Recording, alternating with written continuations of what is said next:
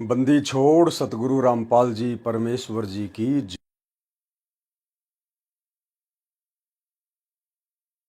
बंदी छोड़ सतगुरु रामपाल जी परमेश्वर जी की जय हो।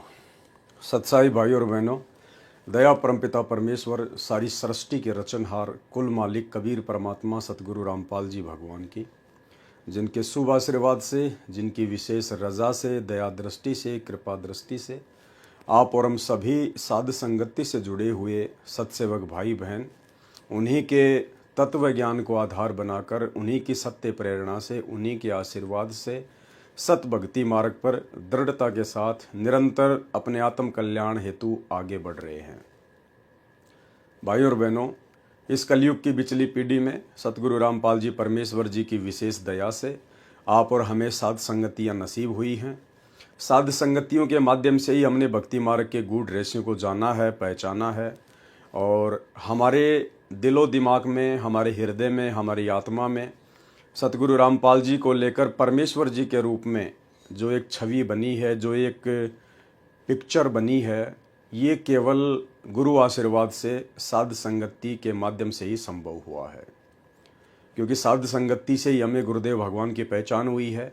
हम उनके सत्संगों को जान पाए, पहचान पाए, समझ पाए, उनके संकेतों को समझ पाए। ये सब कुछ साध संगति के माध्यम से परमेश्वर ने अपनी विशेष कृपा दृष्टि से संभव करवाया। तो इस महाउपकार के लिए हम पूज्य गुरुदेव भगवान का जितना धन्यवाद करें उतना ही थोड़ा है। तो भाई और बहनों, भक्ति और भगवान पुस्तक के ऊपर वीडियो बनाने की श्रृंखला जारी है, और इसी श्रृंखला में आज हमारा ये 10वां वीडियो है। और हिसार जिले के डोभी गांव के जिन गुरु भक्तों ने अपने पूज्य गुरुदेव भगवान सतगुरु रामपाल जी परमेश्वर जी की महिमा में एक पुस्तक निकाली थी 69 पेज की, जिसका नाम है कर पहचान छुड़ावन आयो। उस पुस्तक के ऊपर आज हमारा ये लास्ट वीडियो है। और इस गुरु महिमा के अंतर्गत लिखी गई पुस्तक के कारण ही उन 12-13 भक्तों को सतलोक आश्रम मैनेजमेंट हरियाणा के द्वारा, यानी पूज्य गुरुदेव जी के कलयुगी परिवार के द्वारा गुरुद्रोही घोषित कर दिया गया। उनकी आश्रमों में, सत्संगों में नो एंट्री कर दी गई। जबकि आपने इस पुस्तक को लगभग पढ़ लिया है। आज इसके ऊपर लास्ट वीडियो है। आपको कहीं भी नहीं लगेगा कि एक भी शब्द उन आत्माओं ने अपने पूज्य गुरुदेव भगवान के खिलाफ निकाला हो। जिस प्रकार से उन्होंने अपने गुरुदेव भगवान की महिमा में पुस्तक लिखी है, अरे ऐसी पुस्तकें तो हर भगत को लिखनी चाहिए। हर भगत को ढेर लगा देना चाहिए, लिख लिख के, क्योंकि ये मौका गुरु महिमा का फिर नहीं मिलेगा। 4 युगों में केवल एक बार ही मिलता है, थोड़े से समय के लिए। और जो जितनी महिमा करेगा, जो जितना सत्संग करेगा, परमात्मा का गुणगान करेगा इस कलयुग में, पूज्य गुरुदेव भगवान कहते हैं वो परमात्मा को उतना ही प्यारा लगेगा, वो उतना ही नजदीक रहेगा अपने गुरु जी के। इन आश्रमों में तो भगत भाई बहनों को आपस में चर्चा करने के लिए भी मना किया जाता है। अगर कोई 10 भगत मिलकर गुरुदेव का कोई शब्द गाएं तो भी उनको मना किया जाता है। इन आश्रमों में साध संगतियां नहीं होती हैं, ज्ञान चर्चा नहीं होती हैं। लेकिन गुरुदेव भगवान कह रहे हैं कि इस कलयुग में जो जितना ज्यादा सत्संग करेगा, सत्संग का मतलब होता है गुरुदेव भगवान के ज्ञान के ऊपर चर्चा, विचार विमर्श, चिंतन मनन मंथन, जो जितना एक दूसरे भाई बहनों को समझाएगा। अब समझाने के तरीके अलग अलग हैं। परमात्मा ने सोशल मीडिया दी है, आप जी दिन रात वीडियो बनाइए। परमात्मा ने हमें इतने विशेष दे दिए, इतने टॉपिक दे दिए, इतनी पुस्तकें लिख दी, इतने सत्संग कर दिए। आप परमेश्वर की एक वाणी को पकड़कर वीडियो बनाओगे तो कम से कम आधा घंटा आपको लग जाएगा। मोबाइल भगवान ने आपके हाथ में दे दिए, सारी सुविधाएं आपके पास में हैं। कीजिए महिमा परमात्मा की, कौन मना कर रहा है? मना करेगा काल अपने एजेंटों के माध्यम से। और एजेंट वर्तमान में उस काल के धरती पर सतगुरु रामपाल जी परमेश्वर जी का कलयुगी परिवार है। ये जितने भी स्टेट कोऑर्डिनेटर, जिला कोऑर्डिनेटर, ब्लॉक कोऑर्डिनेटर हैं, ये लोग हैं जिनको काल में अपने स्वार्थों में ढक दिया है। ये अपने स्वार्थों से ऊपर किसी को कुछ नहीं समझते, किसी को कुछ नहीं जानते, किसी को कुछ नहीं मानते। इन्हें केवल पैसा दिखाई देता है, अपनी मौज मस्ती दिखाई देती है, हराम की कमाई दिखाई देती है। लेकिन भाई और बहनों, ये कलयुग है, कलयुग की बिचली पीढ़ी है, और घर घर में गुरु जी की महिमा होगी। घर घर को परमात्मा आश्रम बनवा देंगे। और भक्तों के अंदर इतना ज्ञान दे देंगे, इतनी चेतना दे देंगे कि भगत ज्ञान को आधार बनाकर और अपने गुरु को ही भगवान मानकर इस भक्ति मार्ग पर दृढ़ता के साथ में आगे बढ़ेंगे। तो जिस पुस्तक के लिखने के कारण भगत भाइयों को गुरुद्रोही घोषित कर दिया गया, उनके आश्रमों में नो एंट्री कर दी गई, वो पुस्तक है कर पहचान छुड़ावन आयो। यानी पहचान करो अपने गुरुदेव भगवान की, जो हमें इस काल के बंधन से छुड़वाने के लिए सतलोक से चलकर आया है। ये वो भगत हैं जिनको गुरुद्रोही घोषित किया गया था। Bhagat Sandeep Das son of Shri Baljit Das, Bhagat Lalit Das son of Shri Subhash Chandra ji, Bhagat Pankaj Das son of Shri Chandram ji, Bhagat Ashish Das son of Shri Rajesh Kumar ji, Bhagat Lakhan Das son of Shri Dashrath ji, Bhagat Amit Das son of Shri Phool Singh ji, Bhagat Ajay Das son of Shri Ashok Kumar ji, Bhagat Karan Das पता द्वारका दिल्ली, भगत शिवा दास फरीदाबाद हरियाणा, भगत गौरव दास भिवानी हरियाणा, भगत पुनीत दास, भगत रोहित दास उत्तराखंड, भगत आकाश दास फरीदाबाद हरियाणा। इन सभी की आश्रमों से सभी नामदान केंद्रों तथा सत्संग में नो एंट्री की जाती है। ये सब आपके गुरुजी के खिलाफ चल रहे हैं और गुरुजी के मिशन के विरोध में काम कर रहे हैं। अब बताइए, इतनी अच्छी पुस्तक इन भगत भाइयों ने मिलकर लिखी है, जिसके ऊपर हम 5 वीडियो बना चुके हैं, इतने दृढ़ विश्वास के, और ये कह रहे हैं कि ये आपके गुरुजी के खिलाफ काम कर रहे हैं, आपके गुरुजी के विरोध में काम कर रहे हैं। यानी परमात्मा जो कहते हैं वो परम सत्य होता है कि फूटी ज्ञान विवेक की और अंधा है जगदीश, और चंपा कली को 500 मनी राम को 30। हूबहू वही कहानी वर्तमान में सतलोक आश्रम मैनेजमेंट हरियाणा के साथ में चरितार्थ हो रही है। इन लोगों की ज्ञान वाली आंखें पूरी तरह से फूट चुकी हैं। इन्हें कुछ भी अंतर नजर नहीं आता कि गुरु भगत कैसे होते हैं और गुरु विमुख भगत कैसे होते हैं। तो आज ये लास्ट वीडियो है इस पुस्तक के ऊपर, और परमात्मा जितना हमें समझाएंगे हम समझने का प्रयास करेंगे उनके आशीर्वाद से। और गुरु महिमा के ऊपर लिखी गई पुस्तक को पढ़ने मात्र से भी भाई और बहनों हम पुण्य के भागी बनते हैं। तो हम सब ने ध्यान से पढ़ना है। संत रामपाल जी महाराज समझा रहे हैं कि तुम्हारे पिछले जन्मों के कर्मों के अनुसार तुम्हें एक दूसरे की संगत मिलती है तथा एक दूसरे से रिश्ता जुड़ता है। यहाँ कोई किसी का नहीं है, सिर्फ एक दूसरे के ऋणी हो चुके हैं। गुरुदेव भगवान कहते हैं, एक लेवा एक देवा दूतम, कोई किसी का पिता न पूतम, ऋण संबंध जुड़े सब ठाठा और अंत समय सब 12 बाटा। या कोई किसी का बेटा नहीं, बेटी नहीं, माँ नहीं, बाप नहीं, पिता नहीं, पुत्री नहीं, रिश्तेदार नहीं। ये पिछले जन्मों के हमारे लेन देन हैं, एक दूसरे के जो चढ़े हुए हैं। कोई लेने आया है, कोई देने आया है। शरीर छूटने के बाद में कौन कहाँ जाएगा, कौन कहाँ जाएगा, किसी को कुछ नहीं पता। तो भाई और बहनों, अज्ञानता में हम केवल मोह ममता में एक दूसरे के साथ में उलझे पड़े हैं, अपना मान रहे हैं। बाकी ये सब परमात्मा की आत्मा है, परमात्मा के बच्चे हैं, और काल ने हम सबको यहाँ पे 21 ब्रह्मांड में उल्टे कर्मों में बांध दिया है, जिस कारण से एक दूसरे के ऊपर हमारा लेन देन बना रहता है और हम एक दूसरे के सगे संबंधी रिश्तेदार बनकर, बेटा बेटी, माँ बाप, पुत्री जवाई आदि बनकर जन्म लेते रहते हैं और अपना ऋण कोई उतारता है, कोई चढ़ाता है। तो अब सतगुरुदेव भगवान ने आके हमें हकीकत बताई कि एक लेवा एक देवा दूतम, एक तो लेने आ रहा है, कोई देने आ रहा है। एक लेवा एक देवा दूतम, कोई किसी का पिता नहीं पूतम, ऋण संबंध जुड़े सब नाता, और अंत समय से 12 बाटा, मरने के बाद में सब 12 बाट हो जाएंगे, ना लेना ना देना। तो हमने ज्ञान को आधार बनाकर गुरुदेव के प्रत्येक वचन को अपने दिलो दिमाग में बैठाना है, अमल करना है, तभी हम सफल हो पाएंगे। उस ऋण को चुकाने के लिए रिश्ते नाते बनते हैं तथा हमारे इस संस्कार को हमें शांति और सहज भाव से संपूर्ण करना चाहिए। क्या कह रहे हैं भगत जी परमात्मा के आशीर्वाद से कि हम पिछले ऋण संबंधों के कारण जिन भी रिश्तों में बंधे हैं, चाहे बाप बेटे का रिश्ता हो, माँ बेटी का रिश्ता हो, भाई भाई का रिश्ता हो, भाई बहन का रिश्ता हो, और सतगुरु रामपाल जी परमेश्वर जी की शरण मिलने के बाद में परमात्मा तो अपनी शक्ति से, अपने सामर्थ्य से, अपने आशीर्वाद से उन ऋणों को हल्का करेंगे। अन्यथा जीव की बस की बात नहीं है कि ये ऋण मुक्त हो जाए। तो परमेश्वर का तो विशेष सपोर्ट, विशेष आशीर्वाद रहेगा ही रहेगा। साथ में हम मानव शरीरधारी प्राणी हैं, परमेश्वर ने हमें विशेष बुद्धि बख्शी है। तो गुरुदेव भगवान के आशीर्वाद से भगत जी लिख रहे हैं कि हमने भी आगे इन रिश्तों को बढ़ाना नहीं है मनमुटाव करके, लड़ाई झगड़ा करके, एक दूसरे के साथ में मारपीट करके, गाली गलौज करके।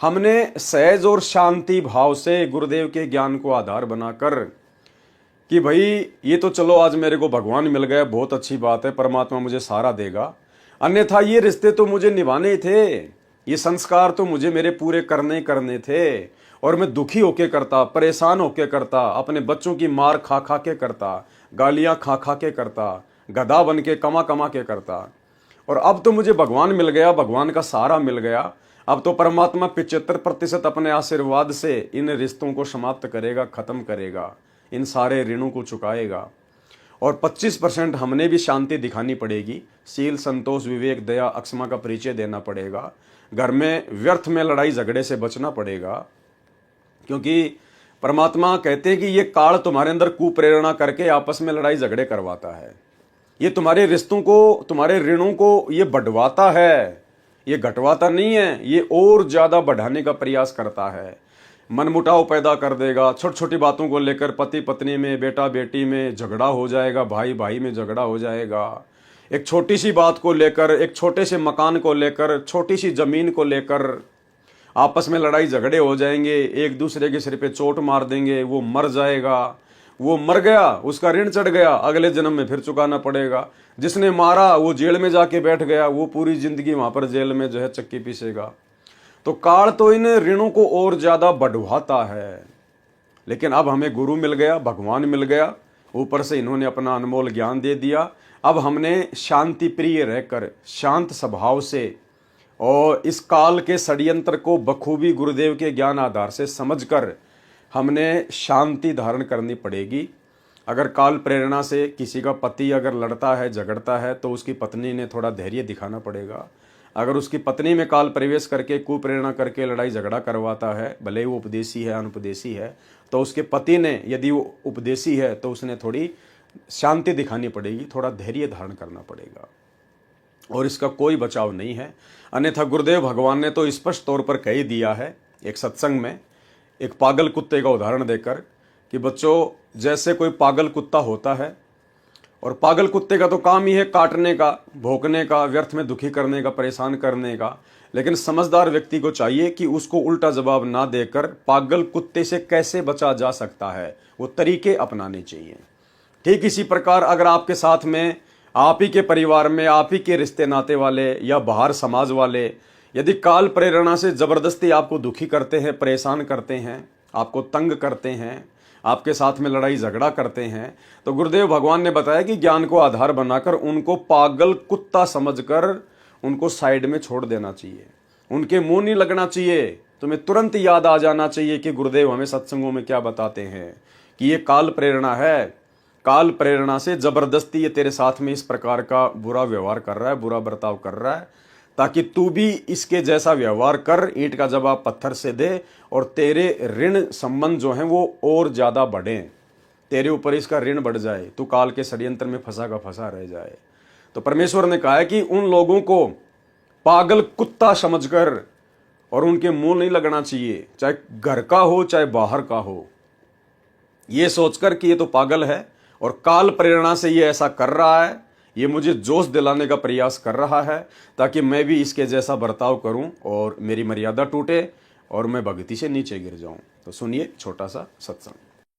संसार कुछ भी कहे, वो तो जनता बोली, उसको पता नहीं, ज्ञान नहीं, वो तो आपके विषय में कुछ भी बोल सकते हैं, ना उनका दुख माने और ना उनका कहने तक अपने मार्ग से विचलित हो। इतनी बात याद अवश्य रखें, और कोशिश हो कि उनको भी इस मार्ग पर लाने की चेष्टा करो। वो भी आप ही के भाई बहन, सतलोक से आए हुए एक ही पिता की संतान है। हमारा कोई शत्रु नहीं है, कोई भी शत्रु नहीं है, और कोई भी आपके साथ कोई 19-21 कर रहा है तो वो काल करवा रहा है आपको अशांत करने के लिए।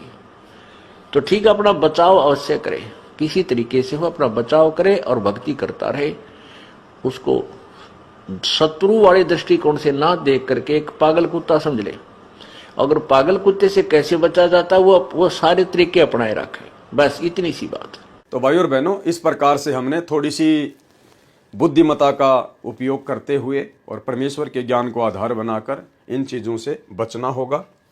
रिश्ते नातों में मनमुटाव काल प्रेरणा के द्वारा होता है ताकि ये ऋण न उतर पाए और हम जन्म मरण के चक्कर में फंसे रहें। संत रामपाल जी महाराज ने बताया है कि इन रूढ़िवादी परंपराओं को त्यागो, ये हमारे ही जीवन पर बोझ बन चुकी है। कौन सी रूढ़िवादी परंपराएं? ये जितने भी त्योहार हैं जो व्यर्थ की परंपरा हैं, रूढ़िवादी परंपरा हैं। आज वर्तमान में कोई भी त्योहार मनाने का कोई किसी प्रकार का औचित्य नहीं है, केवल बकवाद का रूप ले चुके हैं। ये जितने भी त्योहार हैं, होली, दिवाली, रक्षाबंधन, मकर संक्रांति, ये सब बकवाद का रूप ले चुके हैं। मुर्गे काटना, बकरे काटना, शराब पीना, वातावरण को जो है प्रदूषित करना, इसके अलावा कुछ भी शेष नहीं है। केवल मनोरंजन के साधन बन चुके हैं, फालतू में आपकी जेब को ढीला करते हैं, आपके ऊपर बोझ हैं। तो अब हमें ज्ञान हो गया है, जिन्हें ज्ञान नहीं है उनको समझाने का प्रयास करना है, प्यार से, प्रेम से। नहीं माने तो उनको करने दो, हमें कोई दिक्कत नहीं है। लेकिन हमने गुरुदेव भगवान से अनमोल ज्ञान लेने के बाद अपने आत्म कल्याण के मार्ग में आगे बढ़ना है, जिस आत्म कल्याण के मार्ग में ये सभी त्योहार और जितनी भी व्यर्थ की परंपराएं हैं, शादी, विवाह, भात, छूचक, लेन देन, पीलिया, कोथली, सिंधारा, इन सब से हमने बचना चाहिए। और जो विधि हमारे गुरुदेव ने हमें बताई है शादी विवाह की, रमणीय जो पद्धति है, उसी हिसाब से हमने उनके मर्यादाओं में रहकर अपने बच्चों के संस्कारों को पूरा करना है। यहाँ 2 दिन का तो जीवन है और तुम परेशानियों में फंसे रहते हो तथा रूढ़िवादी परंपराओं में पिसते हुए परेशानी से गुजर रहे हो। पता नहीं इन परंपराओं का भुगतान हो या ना हो, उससे पहले मौत आकर हमें यहाँ से ले जाएगी और हमारा मूल काम परमात्मा प्राप्ति छूट जाएगा। कहने का मतलब है, काल का काम है आप और हमारे को उलझा के रखना, आप और हमारे को अपने इन परंपरावादी, रूढ़िवादी, व्यर्थ के काम धंधों वाले षड्यंत्र में फंसा के रखना, ताकि ये इंसान यहीं पे मरता रहे, यहीं पे खसता रहे, इन्हीं परंपराओं में उलझा रहे। इसको भक्ति और भगवान को लेकर कभी सोचने का टाइम भी ना मिले। इसलिए ये उसका भयंकर षड्यंत्र है। परमात्मा ने आकर हमें समझाया है, तो अब हमने समझने का प्रयास करना है। माली आवत देख कर कलियां करे पुकार, फूल फूल सब चुन लिए कल हमारी बार। यानी फूल तोड़ने के बाद में फिर वो पेड़ उखाड़े जाते हैं, वो कलियां फिर तोड़ी जाती हैं। हम इन रूढ़िवादी परंपराओं में मौत को भूल चुके हैं तथा अपने असली मकसद, अपने असली घर को भूल गए हैं। अभी भी वक्त है। संत रामपाल जी महाराज जी का सत्संग सुनो, उनकी आज्ञा का पालन करो, नहीं तो बहुत देर हो जाएगी। हमारी ये दुनिया और रिश्ते नाते सब झूठे हैं, हमारी सारी प्रीत झूठी है। हम स्वार्थी जीव हैं, हमने अपने एक परमात्मा को नहीं पहचाना। हम नाना प्रकार के देवी देवताओं पर आश्रित होकर उस परमात्मा को भूल बैठे हैं और मौत निकट आती जा रही है। कबीर साहिब जी कहते हैं, कबीर पगड़ा दूर है। पगड़ा यानी वो जगह, वो ठिकाना जहां हमें जाना है। कबीर पगड़ा दूर है, आन पहुंची सांझ। और भैया रात्रि का समय निकट आ गया और मंजिल अभी बहुत दूर है। जन जन से प्रीत राखत्या वैश्या रह गई बांझ। जन जन से प्रीत राखत्या वैश्या रह गई बांझ। हमने केवल अपने गुरुदेव भगवान, अपने परमात्मा, अपने इष्ट सतगुरु रामपाल जी परमेश्वर जी से ही प्रीत रखनी है। केवल उन्हीं को अपना इष्ट मानकर हमने उनकी पूजा करनी है, प्रत्येक आज्ञा का पालन करना है। ये व्यभिचारणी भक्ति हमने ना जाने कितने जन्मों में कितनी बार की है। आप और हमें कुछ भी हासिल नहीं हुआ है, केवल एक वैश्या की तरह हमने जीवन जिया है। ना जाने कितने प्रकार के देवी देवताओं को पूज के हम लोग वैश्या भक्ति करते आए हैं। अब हमें एक पूर्ण परमात्मा मिल चुका है, उनकी पहचान हो चुकी है। अब हमने अव्यभिचारणी भक्ति करनी है, जिसके विषय में गीता जी में स्पष्ट तौर पर कहा गया है। कबीर पगड़ा दूर है, आन पहुंची सांझ। जन जन से प्रीत राखत्या वैश्या रह गई बांझ।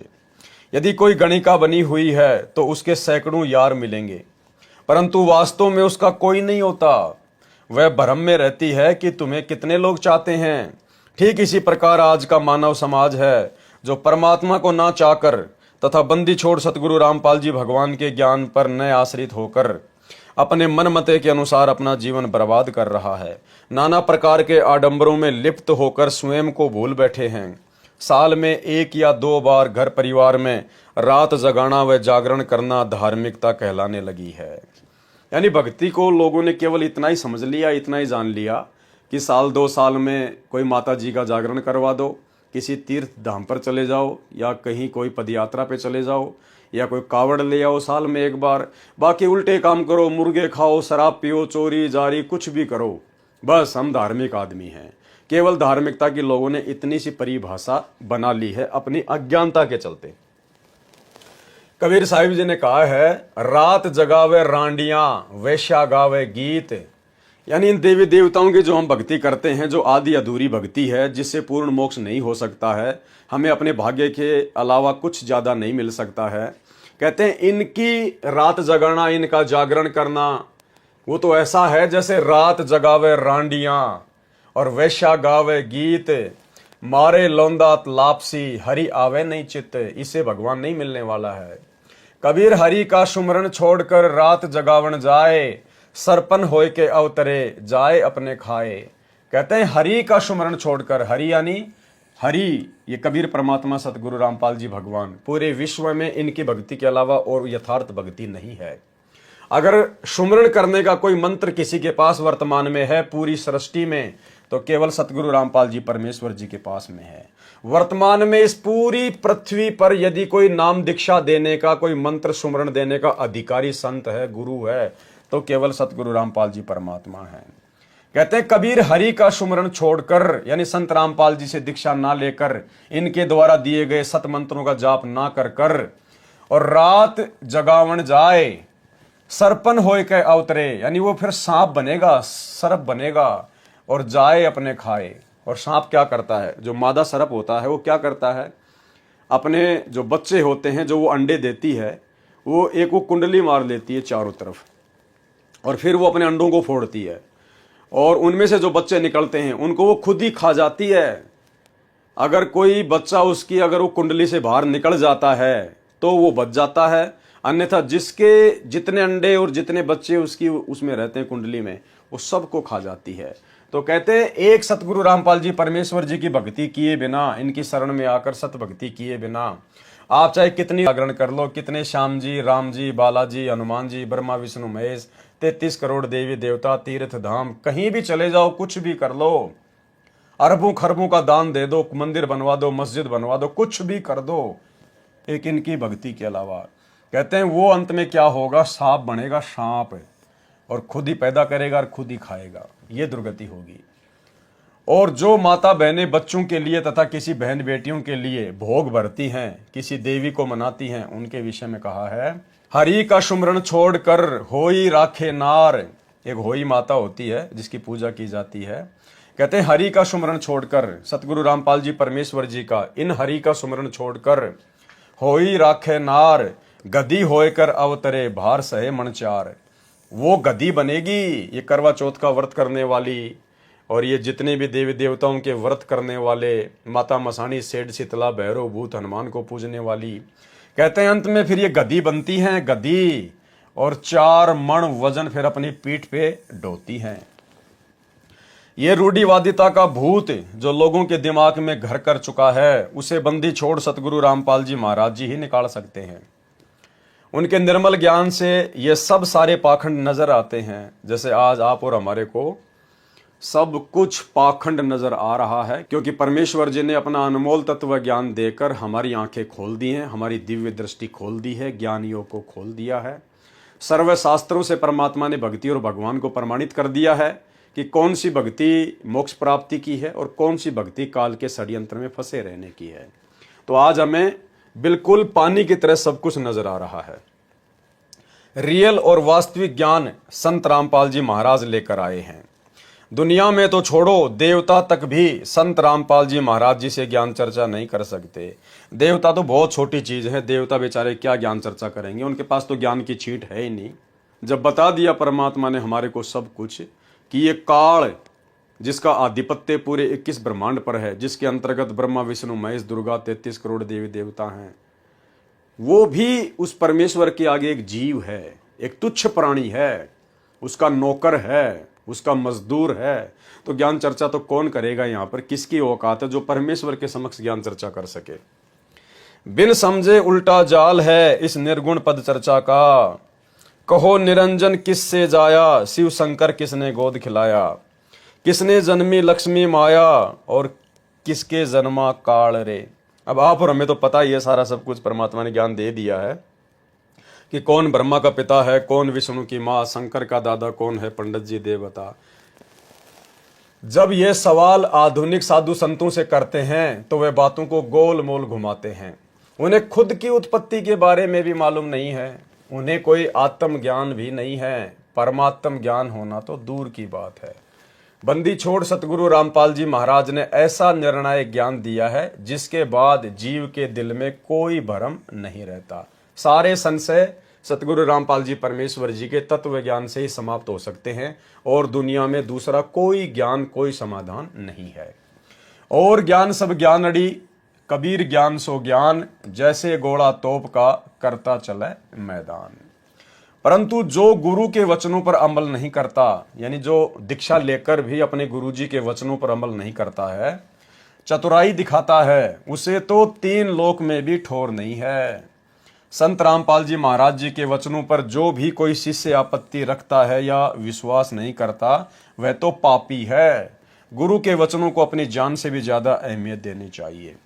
लेकिन इसके विपरीत सतलोक आश्रम मैनेजमेंट हरियाणा ये धार्मिक धंधे के रूप में आश्रम खोल खोल कर 90% नादान संगत को अपने पीछे लगाकर किस प्रकार से कभी राजनीति करवाता है, कभी बीजेपी को वोट, कभी कांग्रेस को वोट, कभी किसका समर्थन, कभी किसी पार्टी का समर्थन, कभी गुंडों की सीबीआई जांच का समर्थन, कभी उनको चंदे के रूप में भक्तों के दान का पैसा देना, कभी आरक्षणों में भक्तों को बैठा देना, धनाना गांव में स्टेडियम बना देना, आश्रम में हॉस्पिटल का काम शुरू कर देना, और दुनिया भर के ड्रामेबाजी वाले पाखंड, दुनिया भर के ड्रामेबाजी वाले काम इन सतलोक आश्रमों में शुरू कर देना।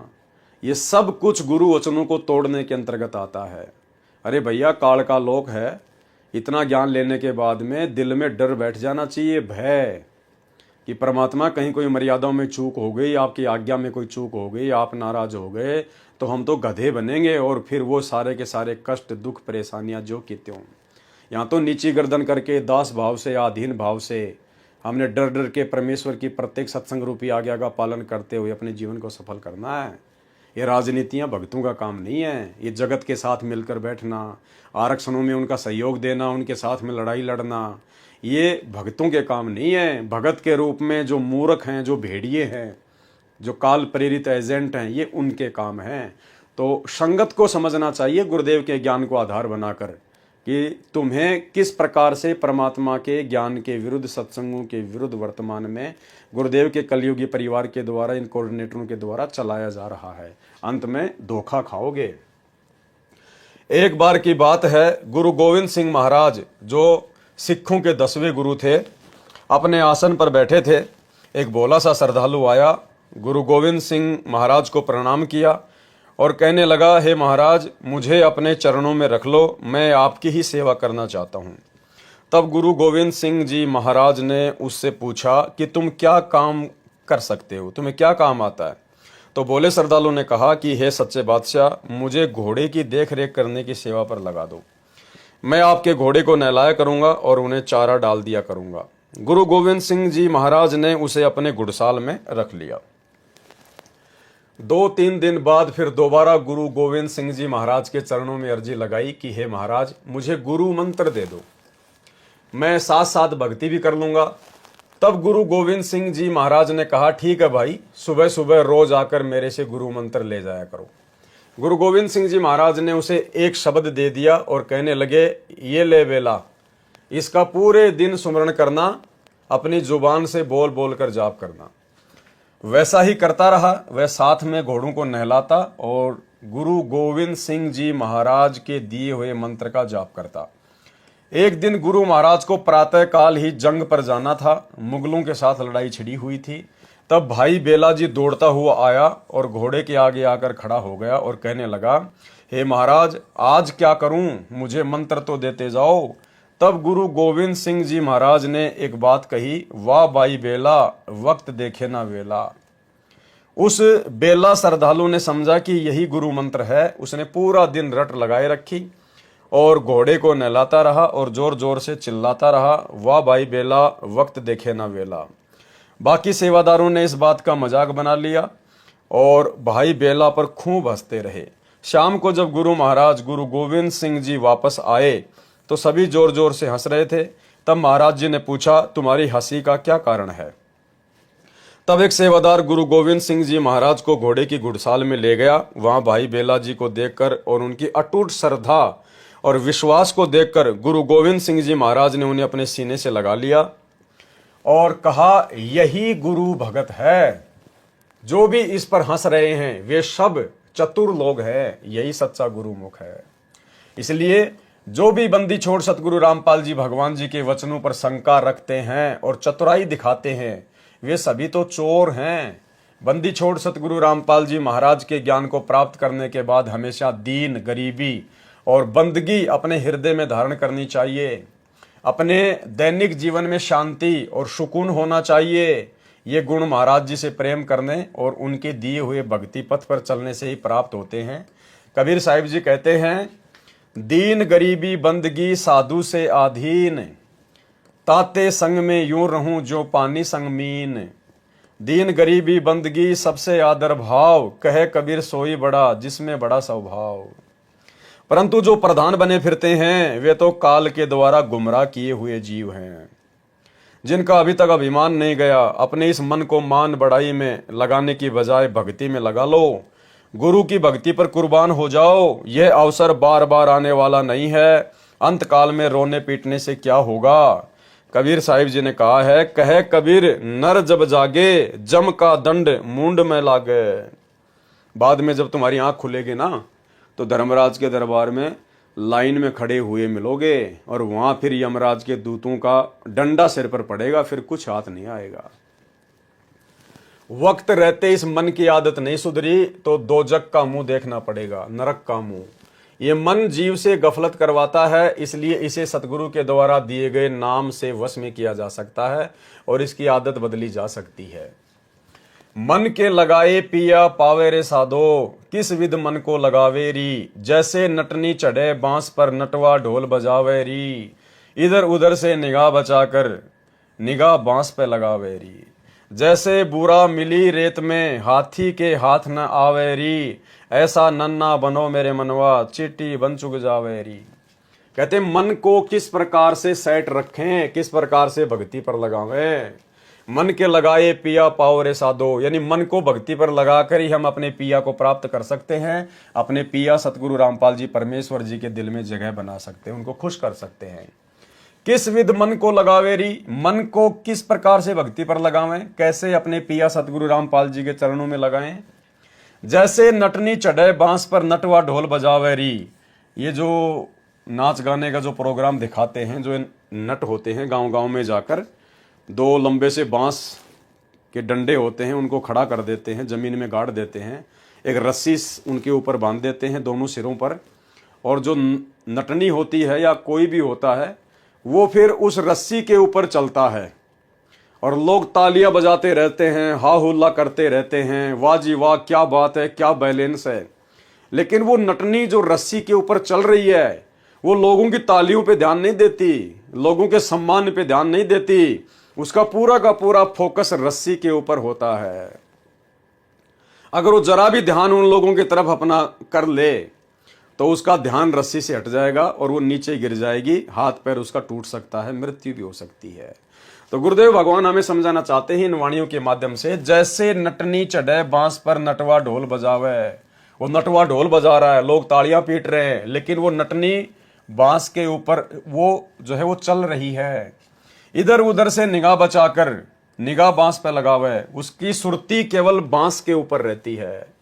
तो हम भक्तों ने भी इसी प्रकार से ये दुनिया भर की जो फालतू की जो बकवास है, यहाँ पर ढोल पीटने का मतलब है वर्तमान में जैसे भगत समाज को राजनीति में धकेल दिया गया है, राजनेताओं का चमचा बना दिया गया, कुत्ता बना दिया गया है। कभी बीजेपी को वोट डलवाए जा रहे हैं, कभी कांग्रेस को वोट डलवाए जा रहे हैं। इस भक्ति करने के समय में भक्तों को मजदूर बना दिया गया, उनको लेबर के रूप में आश्रमों में काम लिया जा रहा है, जबकि ये पत्थरों के आश्रम बनाने की आवश्यकता ही नहीं थी। कोई घर घर भगवान ने बना रखे हैं, सबको घर दे रखे हैं, सबको झोपड़ी दे रखी है, अपनी भक्ति करो। आश्रमों में हॉस्पिटलों के काम शुरू कर दिए, गांव वालों के लिए रोडें बनाई जा रही है, स्टेडियम बनाए जा रहे हैं, भक्तों को जो है मजदूरी पे लगा दिया गया है। तो ये भक्ति से ध्यान हटवाकर काल प्रेरणा से ये ढोलों पे ध्यान दिलवाया जा रहा है, ये ढोल बजाने पे ध्यान दिया जा रहा है, ये काल का षड्यंत्र है।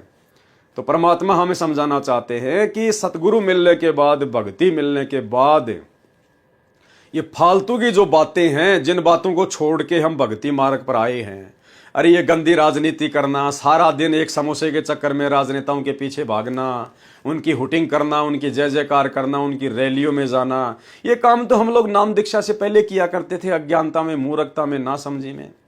और अब ज्ञान मिल गया, भगवान ने सुमरण करने के लिए मंत्र दे दिया, करने के लिए आरती दे दी, करने के लिए महिमा दे दी, सत्संग दे दी, हमारे पास समय नहीं होना चाहिए। और फिर भी हम लोग उन्हीं ढोल नगाड़ों की तरफ दौड़ रहे हैं, उन बकवादों की तरफ दौड़ रहे हैं, राजनीति में दौड़ रहे हैं।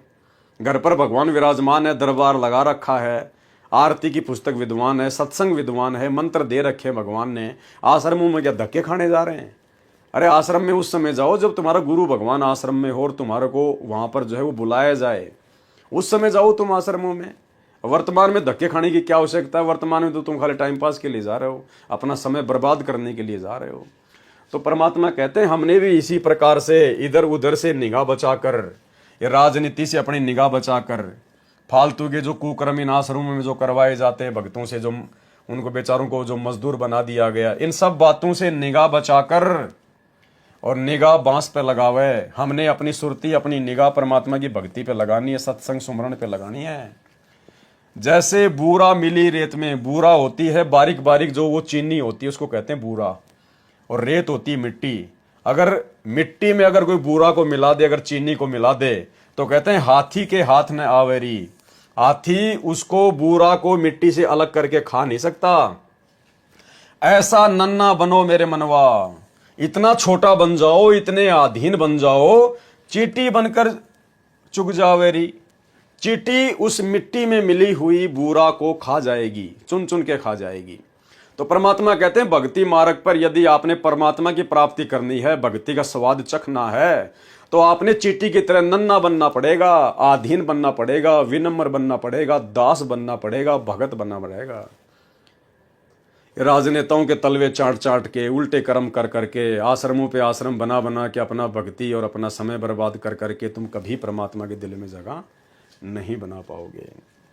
ये मन अधीन होकर जिस दिन सतगुरु रामपाल जी भगवान के चरणों में लग जाएगा, उसी दिन त्रिलोकी की सारी दौलत उसके लिए धूल के समान हो जाएगी। क्योंकि जो आनंद बंदी छोड़ सतगुरु रामपाल जी महाराज जी के शरण में है, वह आनंद तो देवी देवताओं के पास भी नहीं है। लेकिन सतलोक आश्रम मैनेजमेंट हरियाणा को और 90% संगत को तो त्रिलोकी तो छोड़ो, वो आनंद इनको राजनीति में आ रहा है, वो रस इनको राजनेताओं के तलवे चाटने में आ रहा है। कभी बीजेपी के तलवे चाटते हैं, कभी कांग्रेस के तलवे चाटते हैं, कभी जेजेपी के तलवे चाटते हैं, और अब अक्टूबर महीने में हरियाणा में चुनाव आ रहे, ना जाने कौन सी पार्टी के ये तलवे चाटेंगे। पीला पर्चा बहुत जल्दी आने वाला है, आप सबके सामने देख लेना। तो भाई यहां तो कहा जा रहा है कि राम बुलावा भेजिया, दिया कबीरा रोए, और जो सुख है सत्संग में वो बैकुंठ में ना होए। और सत्संगों के बहाने संगत को आश्रम में बुलाया जाता है, ना बेचारों को कोई सत्संग सुनाया जाता, ना कोई ज्ञान चर्चा होती, ना कोई साध संगति होती। आश्रमों से भर भर के बसे, फिर उनको राजनेताओं की रैलियों में ठोक दिया जाता है।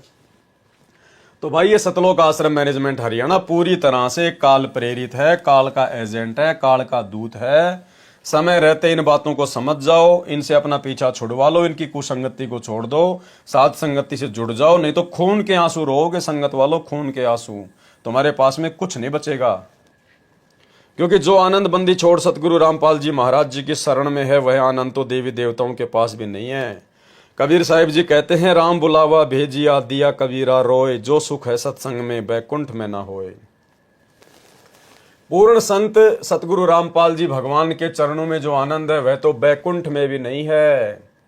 बैकुंठ यानी स्वर्ग, और स्वर्ग में क्या आनंद है भाई और बहनों? परमात्मा ने बता दिया हमें, इनके सारे देवी देवताओं के, ब्रह्मा विष्णु महेश के किस्से कहानियां, वहां तो वैश्यावर्ती चलती है, सरेआम नंगा नाच होता है बैकुंठ में, स्वर्ग में, क्योंकि वो तो होटल हैं। इस पृथ्वी पर जिसने जैसी साधना की, जिसने जैसी भक्ति की, जो कमाई की, उस आधार से भक्ति का भोग भोगने के लिए जाता है, वो तो स्वर्ग में। स्वर्ग तो होटल है।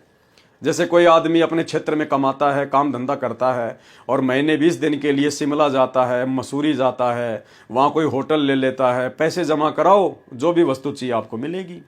तो स्वर्ग तो होटल हैं, वो तो मौज मस्ती की चीज़ें हैं। वहाँ तो वेश्यावृत्ति होती है, वहाँ तो सारे उल्टे काम होते हैं, नंगे डांस होते हैं वहाँ पर। वो तो मौज मस्ती का अड्डा है। वहाँ तो अपनी भक्ति को बर्बाद किया जा सकता है, भक्ति बनाई नहीं जा सकती है। और उनके चरणों में लगाकर ही मन की बुरी आदतें छूट सकती है। संत रामपाल जी महाराज जी की शरण में आकर उनकी संगत करके राम नाम की आदत लग जाती है, फिर कोई दुविधा, कोई दुर्मति नहीं रहती, फिर तो आनंद ही आनंद है। परमात्मा की छत्र छाया हमेशा बनी रहती है। हरि का सुमरण करो मनमीत, निर्मल होए तुम्हारा चित्त। यानी हे मन, परमात्मा का सुमरण कर, हरि का सुमरण कर, सतगुरु रामपाल जी का सुमरण कर मेरे मीत, मेरे मित्र। निर्मल होए तुम्हारा चित्त, तुम्हारी आत्मा, तुम्हारा चित्त जो है निर्मल हो जाएगा। दूसरा कोई तरीका नहीं है। बंदी छोड़ सतगुरु रामपाल जी भगवान के शरण में आने के बाद जीव की कभी दुर्गति नहीं हो सकती। सतगुरु हर पल हमारे साथ है, हर पल हमारी रक्षा करता है। सतगुरु रामपाल जी भगवान के शरण में आने के बाद जीव के काल निकट नहीं आता, चाहे वह खोटा है, वह खरा है, जैसा भी है। जो सतगुरु का बन गया वह अनमोल हो गया। जैसे कोई बच्चा बिगड़ा हो तो माता उसकी पिटाई करके अपने आप सुधार लेती है, वह उसे पुलिस के हवाले नहीं करती। ठीक इसी प्रकार जो बंदी छोड़ सतगुरु रामपाल जी भगवान की शरण में आ गया, चाहे जैसा भी निर्लज्ज जीव हो, गुरुजी उसे अपने आप सीधा कर लेंगे, काल के हवाले नहीं करेंगे। लेकिन ऐसा नहीं है भाई और बहनों। परमात्मा ने हमें सत्संगों में बताया है कि जो व्यक्ति परमात्मा की शरण में आ गया, सतगुरु रामपाल जी भगवान की शरण में जो व्यक्ति आ गया, शिष्य या शिष्य, स्त्री या पुरुष, और जिसको सतनाम प्राप्त हो गया, और सतनाम प्राप्ति के बाद में यदि उसका शरीर छूट जाता है, या किसी दबाव के चलते, या किसी डर या भय के चलते, लोकलाज के चलते यदि उसने भक्ति छोड़ दी, लेकिन वो गुरुद्रोही नहीं हुआ, उसने गुरुजी की कभी निंदा नहीं करी, गुरुजी की उसने कभी बुराई नहीं करी, और किसी कारण से दबाव में आकर, डर में आकर, लोकलाज में आकर उसने भक्ति छोड़ दी, त्याग दी, और सतनाम उसको प्राप्त है, तो उस आत्मा को परमात्मा फिर 84 लाख योनियों में नहीं जाने देता। 84 लाख योनियों में नहीं जाने देता, इसका मतलब ये नहीं है कि वो दुखी नहीं होगा या वो परेशान नहीं होगा, सब कुछ होगा। बस परमात्मा उसको गधा कुत्ता सूअर नहीं बनने देगा, उसको मनुष्य जन्म ही देता रहेगा, और फिर कभी अपनी शरण में लेगा, फिर भक्ति बनवाएगा, फिर भक्ति अगर ढंग से करेगा तो परमात्मा आगे पार करेगा, नहीं तो फिर वो मनुष्य जन्म प्राप्त करता रहेगा। लेकिन वो मनुष्य जन्म प्राप्त करना भी एक प्रकार से नरक भोगने के समान है। मान लीजिए आज किसी ने लोकलाज में आके भक्ति छोड़ दी, उसको सतनाम मिला हुआ है। ऐसी बात नहीं है, जिसने प्रथम नाम ले लिया है और वो भी अगर किसी लोकलाज से भक्ति छोड़ देता है तो परमात्मा उसको भी 84 में जल्दी से नहीं जाने देता है, उस आत्मा को भी परमात्मा मौका देते हैं। लेकिन वो मौका किस काम का? अरे नरक तो भोगना ही पड़ेगा, क्योंकि दोबारा अगर भगवान की शरण में आएगा, मनुष्य जन्म प्राप्त करेगा, तो किसी मां के पेट में तो आना पड़ेगा। तो 9 महीने मां के पेट में रहेगा, ऊपर को पैर रहेंगे, नीचे को सिर रहेगा। और गुरुदेव भगवान ने सत्संग में बताया कि बच्चों, इस मां के गर्भ में ये आत्मा इतना कष्ट उठाती है। मां के गर्भ को गुरुदेव भगवान ने नरक कुंड बताया, सबसे बड़ा नरक कुंड, कि 9 महीने ये आत्मा ऊपर को पैर, नीचे को सिर, इसको इतना कष्ट होता है जितना कष्ट किसी व्यक्ति की 100 साल की उम्र हो। और 100 साल तक यदि उसको कोढ़ लग जाए, कोढ़ जैसा भयंकर रोग कोई दूसरा नहीं होता। पूरा शरीर में मवाद, मक्खियां भिनभिनाती रहती है, बदबू मारती है, चीस चलती है, दर्द होता है, पीड़ा होती है। कहते हैं किसी व्यक्ति की 100 साल की उम्र है और 100 साल यदि उसको कोढ़ जैसा भयंकर रोग लग जाए, उससे भी 100 गुना ज्यादा कष्ट ये जीव आत्मा 9 महीने मां के गर्भ में वो नरक भोगती है। तो क्या फायदा वो बार बार जन्म लेने का? नरक तो हमने भोग ही लिया। फिर माँ के गर्भ से बाहर आए, तो बाहर आते कौन सा हमारे को ज्ञान हो जाएगा? ज्ञान तो फिर परमात्मा कभी अपनी शरण में लेगा, 40 साल की उम्र में या 50 साल की उम्र में, जैसे भी है तब होगा ज्ञान। तो उससे पहले हमारे संस्कारवश हमारे साथ में सारी दुर्घटना घटेगी, हमारी आंख भी फूटेगी, हमारा कभी एक्सीडेंट में हाथ भी कटेगा, पैर भी कटेगा, हमारे ऑपरेशन भी होंगे, हमें बीमारियां भी लगेंगी, हमारी आंखों के सामने हमारा बेटा भी मर जाएगा, हम भी अकाल मौत मर जाएंगे। तो कष्ट वो के वो सारे के सारे, वही पेट की चिंता, वही बाल बच्चों की चिंता, शादी विवाह की चिंता, नौकरी काम धंधे की चिंता। तो कष्ट वो के वो, परेशानियां वो की वो। भाई हमें परमात्मा अपनी शरण में लेते आ रहे हैं। आज हमें गुरुदेव ने बता दिया कि जिनको ये ज्ञान सुनते ही समझ में आ जाता है, जो ज्यादा वाद विवाद नहीं करता है, वो मनुष्य जन्म प्राप्त करता हुआ आ रहा है। तो ठीक है, हम लोग मनुष्य जन्म प्राप्त करते आ रहे हैं, लेकिन गुरुजी के शरण में आने से पहले हम कौन से शांति में थे? हमें तो वही चिंताएं थी, वही परेशानियां थी, काम धंधे को लेकर, रिश्तेदारियों को लेकर, ब्याह शादी को लेकर, पढ़ाई को लेकर, नौकरी को लेकर। हमारे साथ में एक्सीडेंट भी हो रहे थे, लड़ाई झगड़े भी हो रहे थे, मानसिक अशांति भी थी, उल्टे काम भी कर रहे थे, बुरे काम भी कर रहे थे। तो कहां सुख था जीवन में? तो भाई और बहनों, कहने का मतलब है हमने अपने जीवन को बढ़ाना नहीं है। आज हमें जो बातें समझ में आ गई है भक्ति मार्ग की, साथ संगति से जुड़े हुए सत्सेवक भाई बहनों को जिस कदर परमात्मा का तत्व ज्ञान समझ में आ गया है उनके आशीर्वाद से, भाई और बहनों उम्मीद मत करना कि अगर इस जन्म में रह गए तो अगले किसी जन्म में ये ज्ञान इसी प्रकार से समझ में आ जाएगा। ये तो कोई समय होता है, कुछ संयोग होता है, कोई संस्कार होता है कि परमात्मा की ऐसी दया होती है। इसलिए हमने तो पूरी कोशिश इसी मनुष्य जन्म में यहां से बाहर निकलने की करनी है। अपनी तरफ से हमने कोई गफलत किसी प्रकार की नहीं करनी है भक्ति पर। बाकी सतगुरु की अपनी मौज है, ये परमात्मा इस जन्म में पार करे, अगले जन्म में करे ना करे, हमारी वहां पर कोई दाल नहीं गलने वाली है। हमारा काम है केवल गुरु की भक्ति करना, गुरु के वचन में रहना, गुरु की मर्यादाओं में रहना, गुरु को हर संभव खुश करना, प्रसन्न करना।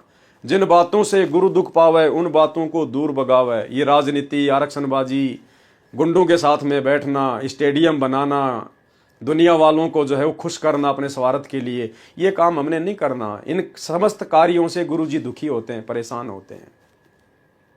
परमात्मा कहते हैं साधु सेती मस्करी और चोरा नाल खुशहाल, और मल अखाड़ा जीतेंगे युगन युगन के माल। ये सतलोक आश्रम मैनेजमेंट हरियाणा वाले, गुरु जी के परिवार वाले, और इनके पीछे अंधी होकर चल रही 90% संगत, ये साधुओं के साथ तो मस्करी करते हैं। अरे हम साधु हैं, हम संत हैं, भगत हैं, तुम्हारे भगत भाई हैं, हमारे साथ तो तुम मजाक करते हो, गालियां निकालते हो, गुरुद्रोही कहते हो। और चोरा नाल खुशहाल, और वो जगत वाले, गांव वाले, राजनीति वाले, इनके साथ तुम मिलके बैठते हो, हंसी मजाक करते हो। कहते हैं मल अखाड़ा जीतेंगे युगन युगन के माल। ये तो परमात्मा के सत्सेवक बच्चे, साथ संगति से जुड़ी हुई आत्माएं, ये युगन युगन के पहलवान है, ये जीतेंगे ये भक्ति रूपी अखाड़ा। तो भाई और बहनों, हमने विशेषकर साथ संगति से जुड़े हुए भाई बहनों ने किसी भी प्रकार से यदि कोई गफलत हमारे दिमाग में हो तो निकाल देनी चाहिए कि भाई अगले जन्म में देख लेंगे, फिर परमात्मा दया कर देंगे। सतनाम तो ले लिया, प्रथम नाम तो ले लिया, गुरुजी 84 में तो जाने नहीं देंगे, अपनी शरण में ही लेंगे। भैया शरण में तो ले लेंगे परमात्मा, लेकिन जिसके मन में इस प्रकार के भाव आ गए ना, ये सत्संग सुनकर गुरुदेव भगवान के कि 84 में तो जाएंगे नहीं, अब परमात्मा तो मनुष्य जन्म ही देंगे, तो उसको मनुष्य जन्म नहीं मिलेगा। क्यों? क्योंकि वो जानबूझ के बकवाद कर रहा, क्योंकि अब वो जानबूझ के बकवाद कर रहा है, जानबूझ के गफलत कर रहा है, भक्ति में जानबूझ के ढील कर रहा है, वो इस ऑप्शन का नाजायज फायदा उठाने का प्रयास कर रहा है। तो उसको फायदा नहीं मिलेगा, उसको तो 84 में उसके संस्कारवश जाना ही पड़ेगा। इसके अलावा यदि कोई गुरुद्रोही हो जाता है, गुरु जी की निंदा चुगली करता है, गुरु जी का विरोध करता है, जगह जगह जाके गुरु जी की बुराई करता है, वो चाहे सारनाम ही प्राप्त क्यों ना हो, वो भी 84 लाख योनियों में जाएगा।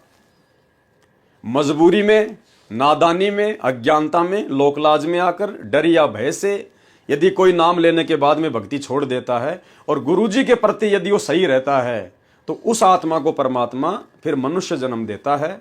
लेकिन भाई कष्ट और दुख परेशानियां तो आपको बता दी हैं, वो तो आपको फिर हर जन्म में भोगनी पड़ेगी। आप कितने चाहे लाख जन्म ले लो मानव के, लेकिन लाख मानव जन्मों में आपको वो नरक कुंड तो भोगना पड़ेगा, वो असहनीय पीड़ा, वो कष्ट आपको भोगना पड़ेगा। फिर जब तक परमात्मा नहीं मिलेगा तब तक आपके साथ वही होगा जो आपके संस्कार में है। एक्सीडेंट है तो एक्सीडेंट भी होगा, आंख फूटनी है तो आंख भी फूटेगी, लड़ाई झगड़े में खोपड़ी फूटनी है तो वो भी फूटेगी। तो क्या फायदा फिर ऐसे मनुष्य जन्म प्राप्त करने का। आज मौका है, सुनहरा अवसर है, गोल्डन चांस है, भक्ति का प्राइम टाइम है। कट मरो, लड़ मरो, कुर्बान हो जाओ आज परमात्मा के चरणों पर। ये जो हिसार जेल से बार बार परमात्मा संदेश दे रहे हैं, लास्ट में क्या कहते हैं परमात्मा, बच्चों कुर्बान हो जाओ, मर जाओ, कट जाओ परमात्मा के चरणों में, चिपक जाओ मालिक के चरणों में। ये मौका बार बार नहीं मिलेगा। तो अब हमने साथ संगति से जुड़े हुए भाई बहनों ने इस अनमोल मौके को चूकना नहीं है। अब हमने हमारे मनुष्य जन्म को आगे बढ़ाना नहीं है, इसी मनुष्य जन्म को लास्ट मनुष्य जन्म बनाकर भक्ति करना है। तू ही तुतकारे थी, जपे था जपा जाप, और बाहर आके भरम गया तो बहुत करत है पाप। माँ के पेट में तो तू ही ये भगवान बच पक्ष, बाहर निकाल दो आपको बोलूंगा नहीं, तू ही, तेरे बिना कोई नहीं हमारा, तू ही तुतकारे थी, वहां जपता जपा जाप, और बाहर आके भरम गया तन बहुत किए अब पाप। तू ही तुतकारे थी, रंकार धुन ध्यान, कद तड़प तड़प का मालिक ने याद करे था अंदर से कसक के साथ। जिन यो साज बनाई या जाकू ले पहचान, जठरग्नि से राखिया ना साई गुण भूले, ओ साहेब दर हाले है क्यों बोवे है सूल। क्या बताते हैं, उस परम पिता की गुणों को भूला मत भाई, जिसने तेरी ऐसी आपत्ति में रक्षा की। माँ के पेट में सबसे भयंकर दुख है माँ के गर्भ में आपको। एक प्राणी का 100 वर्ष जीवन और 100 वर्ष कोड लग जा, उससे भी ज्यादा दुख 9 महीने के अंदर इस गर्भ के अंदर आप काट कर बाहर आते हो, और बाहर आते भूल जाते हो, क्योंकि बिना ज्ञान के बगैर सत्संग के हम ऐसे धोखा खाते रहे। जठरग्नि से राखिया ना साई गुण भूले, उस माँ के पेट में आग बढ़े थी, वहां भी तेरी रक्षा की। जैसे होली को, प्रहलाद को होली से बचाया था, ऐसे ही माँ के पेट में होली है, उसके साथ तेरी रक्षा की परमात्मा ने।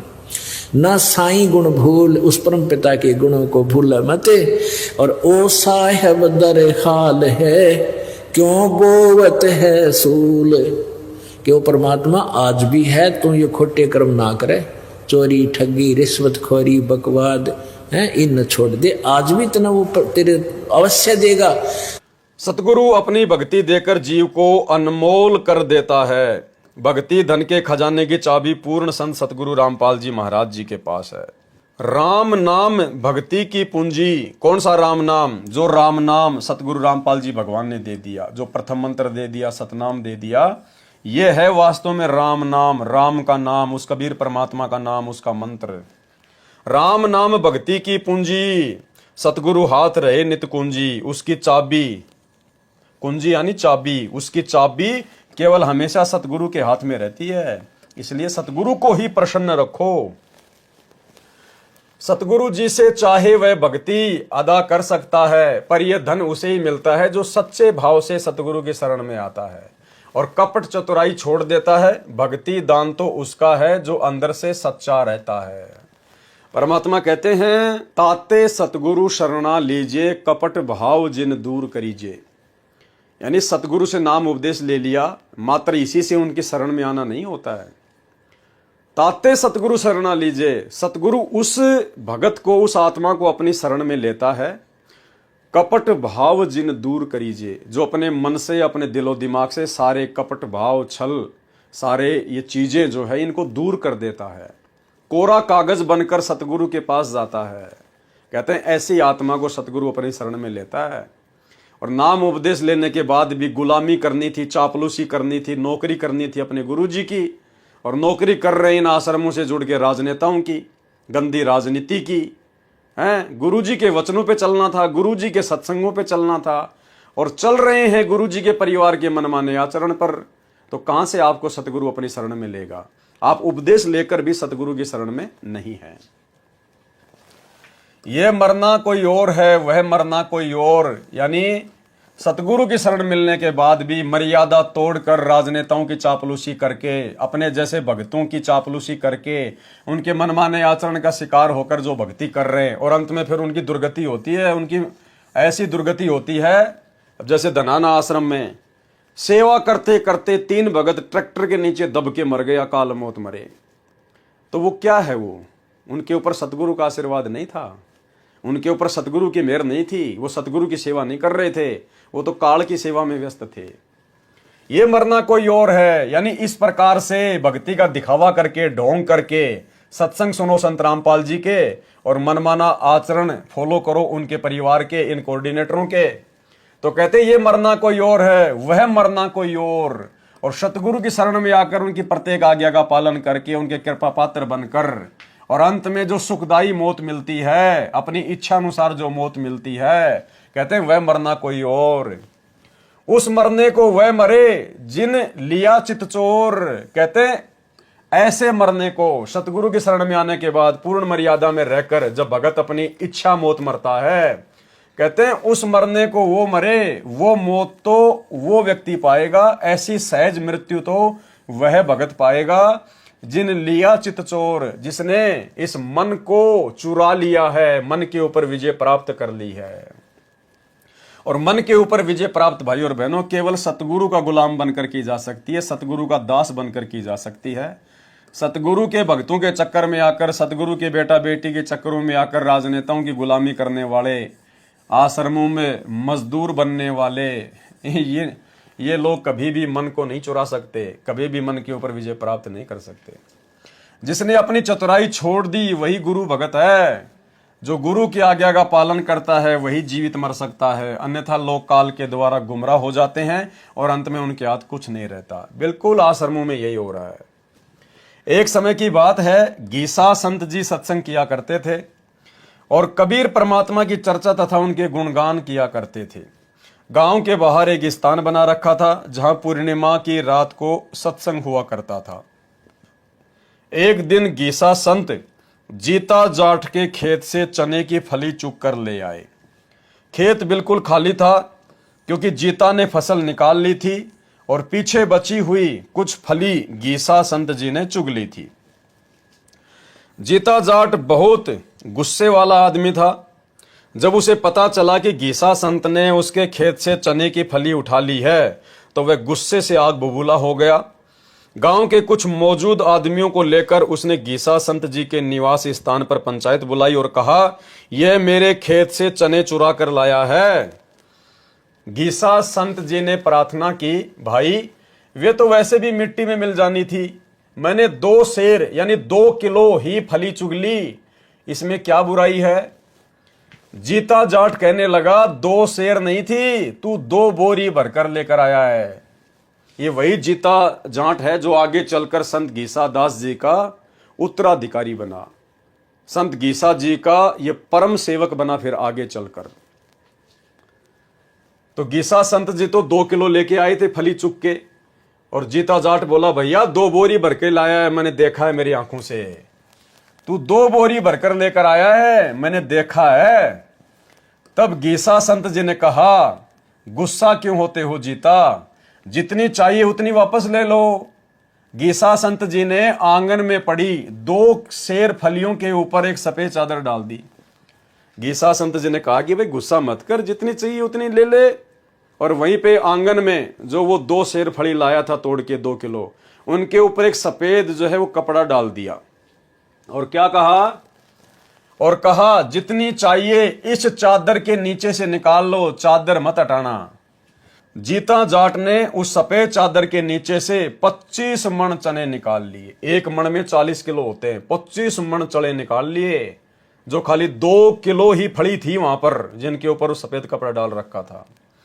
बात रफा दफा हुई और लोग अपने अपने घर चले गए। परंतु जीता जाट के मन में एक बात खटक गई, आज तो एक चमत्कार ही हो गया। वास्तव में ही 2 सेर चने थे, 2 किलो ही चने थे वहां तो, लेकिन चादर के नीचे से मैंने 25 मण चने निकाल लिए। इसके बाद जीता जाट गीसा संत जी से शर्म मानने लगा और उनके निवास स्थान की तरफ जाने से कतराने लगा। एक रात जीता जाट की खेत में पानी की बारी थी, यानी उसने अपनी फसल में पानी देना था। जब वह रात को खेत में जाने लगा तो उसे शब्दवाणी गाने की आवाज सुनाई दी। गीसा संत जी कबीर परमात्मा का गुणगान कर रहे थे। तभी जीता जाट के साथ एक और व्यक्ति था, जिसने कहा, जीता अभी खेत में जाकर क्या करेंगे, आधी रात के बाद पानी की बारी है, चलो थोड़ी देर भजन कीर्तन सुन लेते हैं। जीता जाट जाना तो नहीं चाहता था, परंतु उस व्यक्ति के कहने से वह गीसा संत जी के सत्संग में चला गया और जाकर पीछे ही बैठ गया। सत्संग इतना प्यारा था कि मन को सुकून मिलने लगा और वहीं पर उसे नींद आ गई। जीता जाट वही सो गया, नींद आ गई। जब उसकी आंख खुली तो सुबह हो चुकी थी और वह पानी लगाना भूल गया। उसे बड़ा दुख हुआ कि इस गीसा के कारण मेरे खेत की सिंचाई नहीं हो पाई। फिर भी उसने अपने मन को काबू में किया। सभी लोग गीसा संत जी के चरण स्पर्श करके अपने अपने घर जा रहे थे। जीता जाट भी शर्म के मारे उन्हीं लोगों के पीछे पीछे गीसा संत जी के पांव छूने पहुंचा। जैसे ही उसने गीसा संत जी के चरण स्पर्श किए तो उसके हाथों में गिल्ली मिट्टी लग गई। ये देखकर जीता जाट बोला, गीसा तू तो यहीं पर बैठा है पूरी रात, फिर तेरे पांव गिल्ली मिट्टी में क्यों भरे हुए हैं? इतनी बात सुनकर गीसा संत जी ने फरमाया, भाई जीता तू तो यहां सत्संग में सो रहा था, मैंने सोचा तुझे क्यों उठाऊं।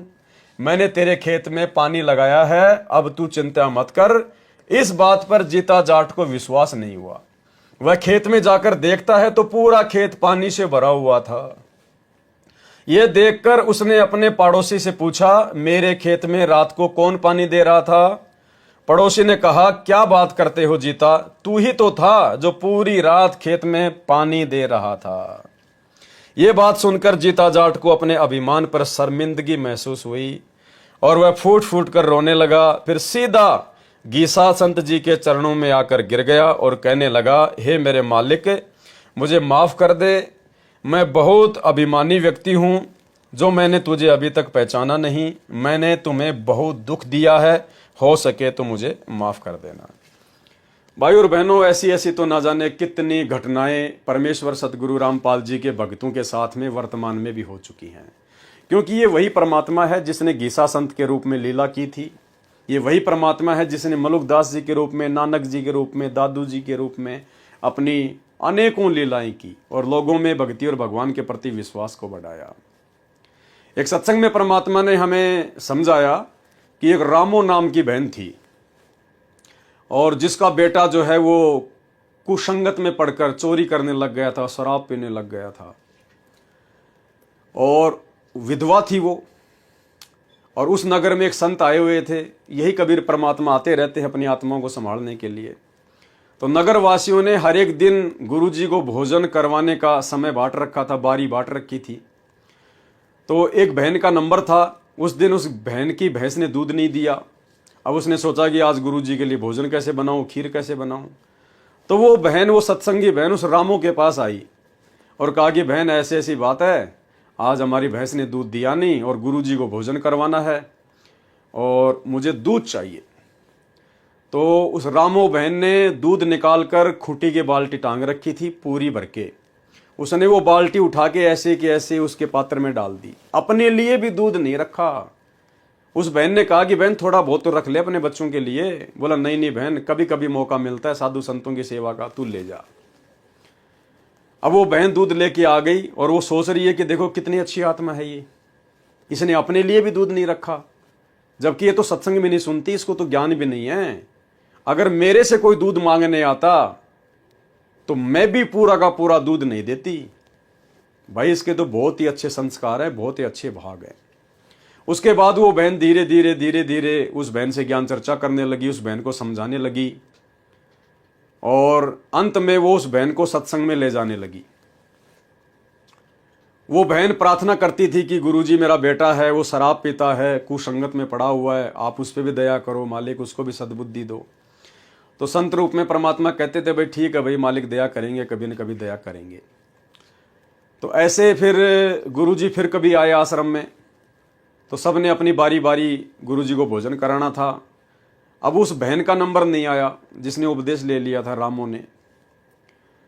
तो उसने उसी बहन से प्रार्थना की जिसको उसने दूध दिया था। तो उस बहन ने सोचा कि ले भाई कोई बात नहीं, सुबह का भोजन मैं करा देती हूँ, शाम का भोजन इस बहन को दे देती हूँ। तो कहा कि बहन ऐसा करो, सुबह का मैं करवा दूंगी, शाम का तुम करवा देना। तो बड़ी खुश हुई कि परमात्मा ने दया कर दी। उधर से जो उसका बेटा था वो इतना नालायक हो गया था, वो बड़ी बड़ी चोरियां करने लग गया था अपने दोस्तों के साथ में। और उसी रात्रि उसने अपने दोस्तों के साथ रात के 12 बजे राजा के महल में रानियों के हार चुराने के लिए जाना था। और उन सब की आपस में एक राय हो गई थी कि रात के 12 बजे उस मंदिर में वहां सबको इकट्ठा होना है, फिर वहां से हम चोरी करने जाएंगे। अब परमात्मा की दया हुई, उस बहन को तेज बुखार हो गया, तबीयत खराब हो गई। भोजन तो उसने बना दिया जैसे तैसे करके, लेकिन आश्रम तक जाने की उसकी हिम्मत नहीं।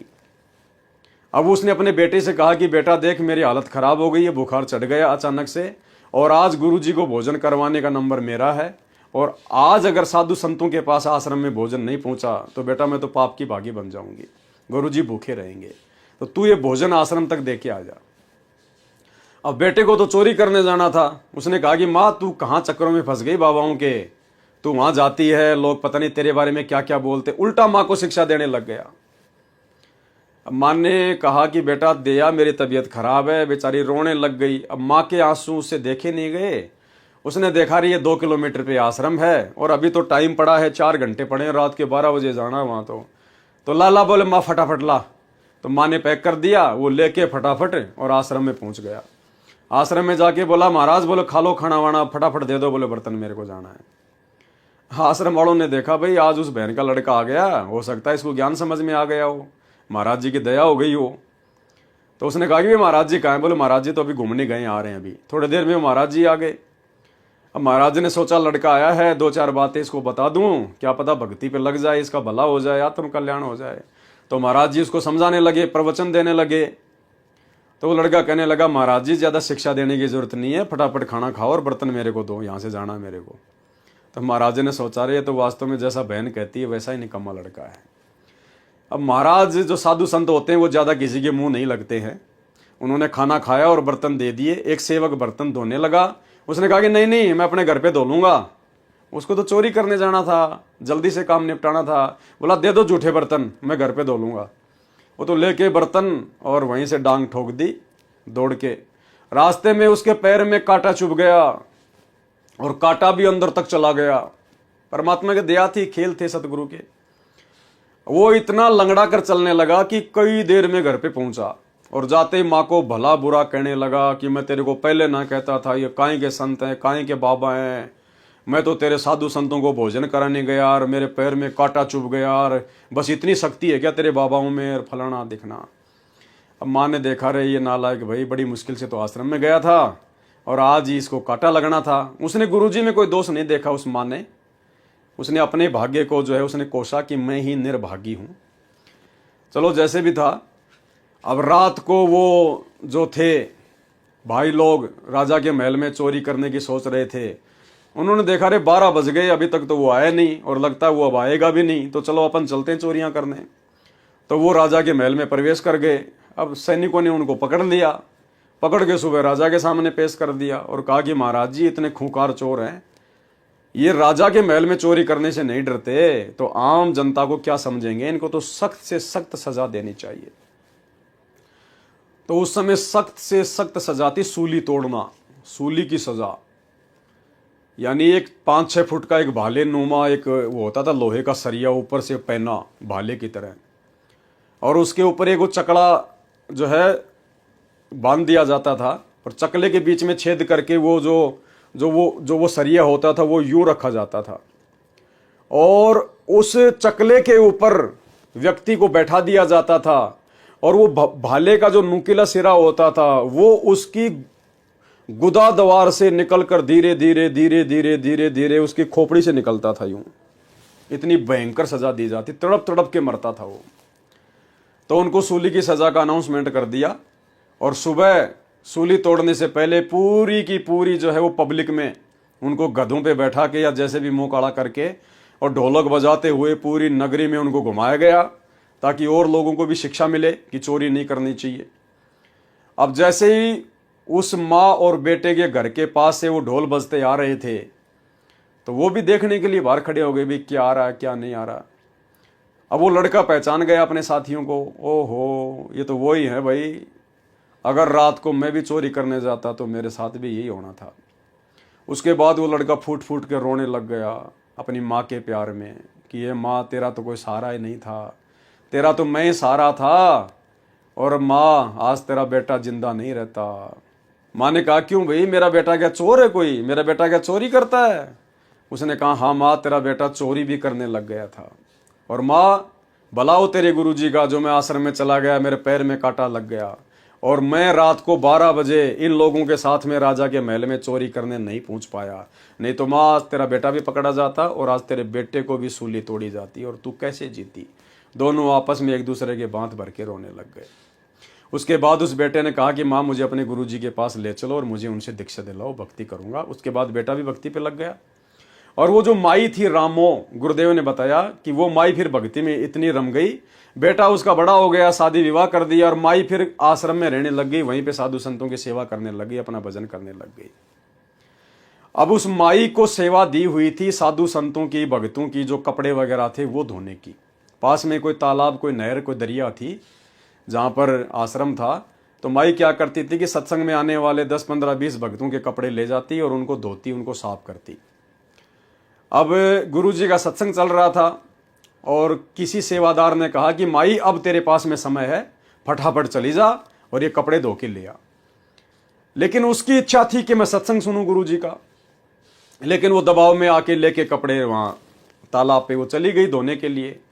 अब उसने सोचा क्यों ना इन कपड़ों को मैं पानी में भिगो देती हूं और थोड़ी देर में गुरुजी का सत्संग सुन लेती हूं, बाद में आके फटाफट इनको धो लूंगी, घंटा आध घंटा सत्संग सुन लूंगी। तो उसने ऐसा ही किया, कपड़े उसने पानी में भिगो के साइड में रख दिए और दौड़ के आश्रम के बाहर ही जाके बैठ गई और कान लगा के बैठ गई और गुरुजी का सत्संग सुनने लगी। आई तो थी आधा घंटा सुनने के लिए और 3-4 घंटे बीत गए, उसको पता ही नहीं चला। अब मौसम ऐसा ही था, वो सर्दियों का टाइम था, बाद में कपड़े सूखने नहीं थे और बाद में वो दौड़ के गई वहां पर। अब किसी सेवादारनी ने उसको देख लिया और सेवादारनी ने जाकर गुरुजी से उसकी शिकायत कर दी कि गुरुजी ये रामू बहुत निकम्मी हो गई, इसको जो सेवा आपने दी है ढंग से सेवा ये करती नहीं है, कपड़े धोने की सेवा थी और ये तो यहीं बैठी हुई है। अब गई है गुरुजी दौड़ के कपड़े धोने के लिए, अब कैसे सूखेंगे भगत, अब क्या पहनेंगे। तो रामो बहन की किसी ने उधर से शिकायत कर दी गुरुजी से। अब रामो बहन गई दौड़ के कि भाई आज तो काम बिगड़ गया, अब तो कपड़े सूखेंगे नहीं, अंधेरा हो गया। अब जैसे वो रामो बहन वहां तालाब पे गई तो उसने देखा कि सारे भक्तों के कपड़े धो धा के सुखा रखे हैं और सारे कपड़े सूख के तैयार हो रखे हैं।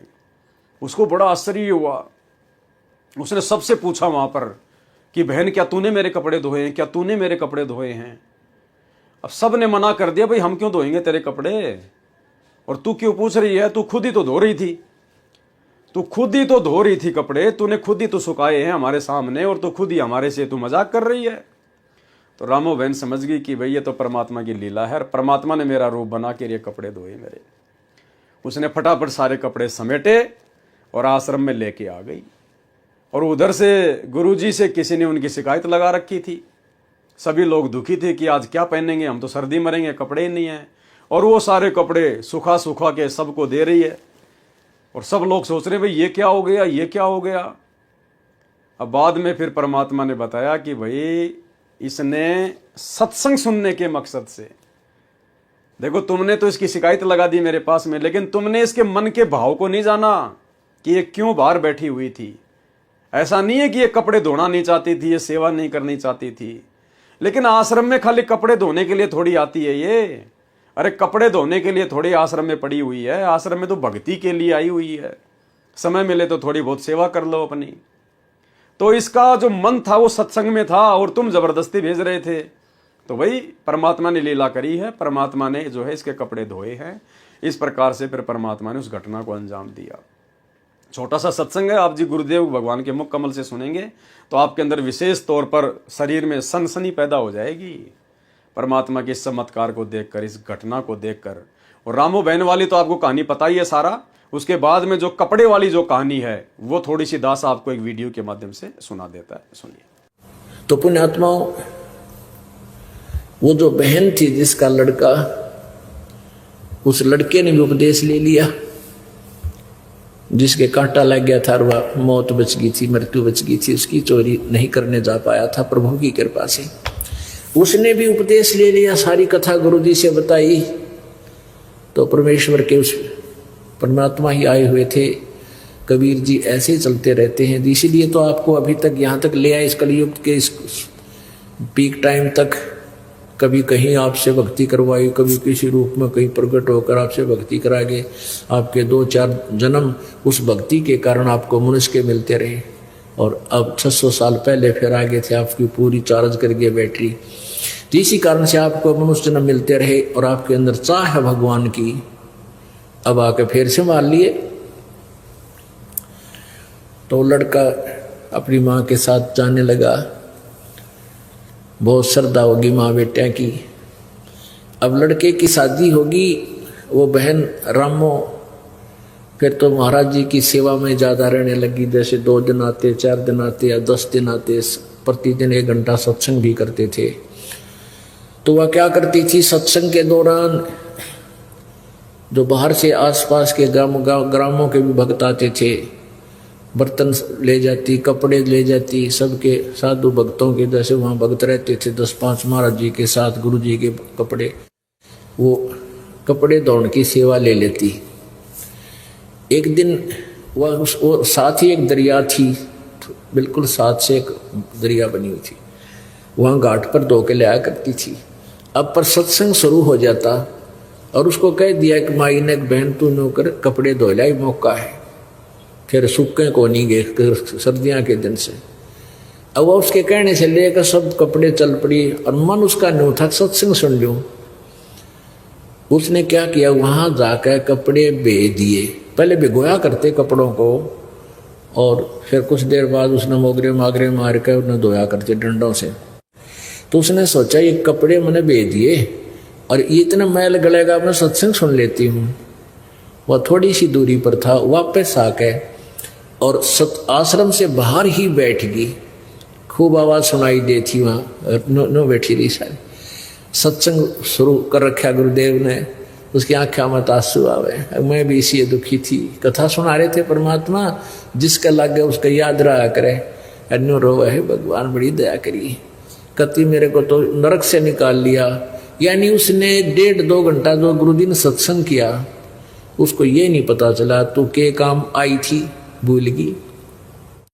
अब सत्संग समापन हुआ, जब उसकी वह चेतना आई, उसने सोची आज बात बिगड़ेगी, ये कपड़े सूखे को नहीं, सर्दियाँ के दिन हैं, गुरुजी नाराज होंगे, भगत के पहरेंगे और फिर मुझे यह सेवा मिले नहीं गई। वह भागी भागी भागी भागी गई, जाकर देखा कि वहाँ कपड़े धोकर सुखा रखे हैं, काफ़ी कपड़े थे। उसने वहाँ जो और कपड़े धो रही थी गांव की, नगर की आके बहन बेटियां उसी घाट पर जो नाम नहीं ले रखा था, उनसे पूछा कि मेरे कपड़े किसने धो दिए। वो बहन बोली कि आप ही तो धो रही थी अभी। नहीं मजाक मत करो। उसने सोची तेरी सेवा छीन ली, इन न धो के सुखा दिए कोई सी।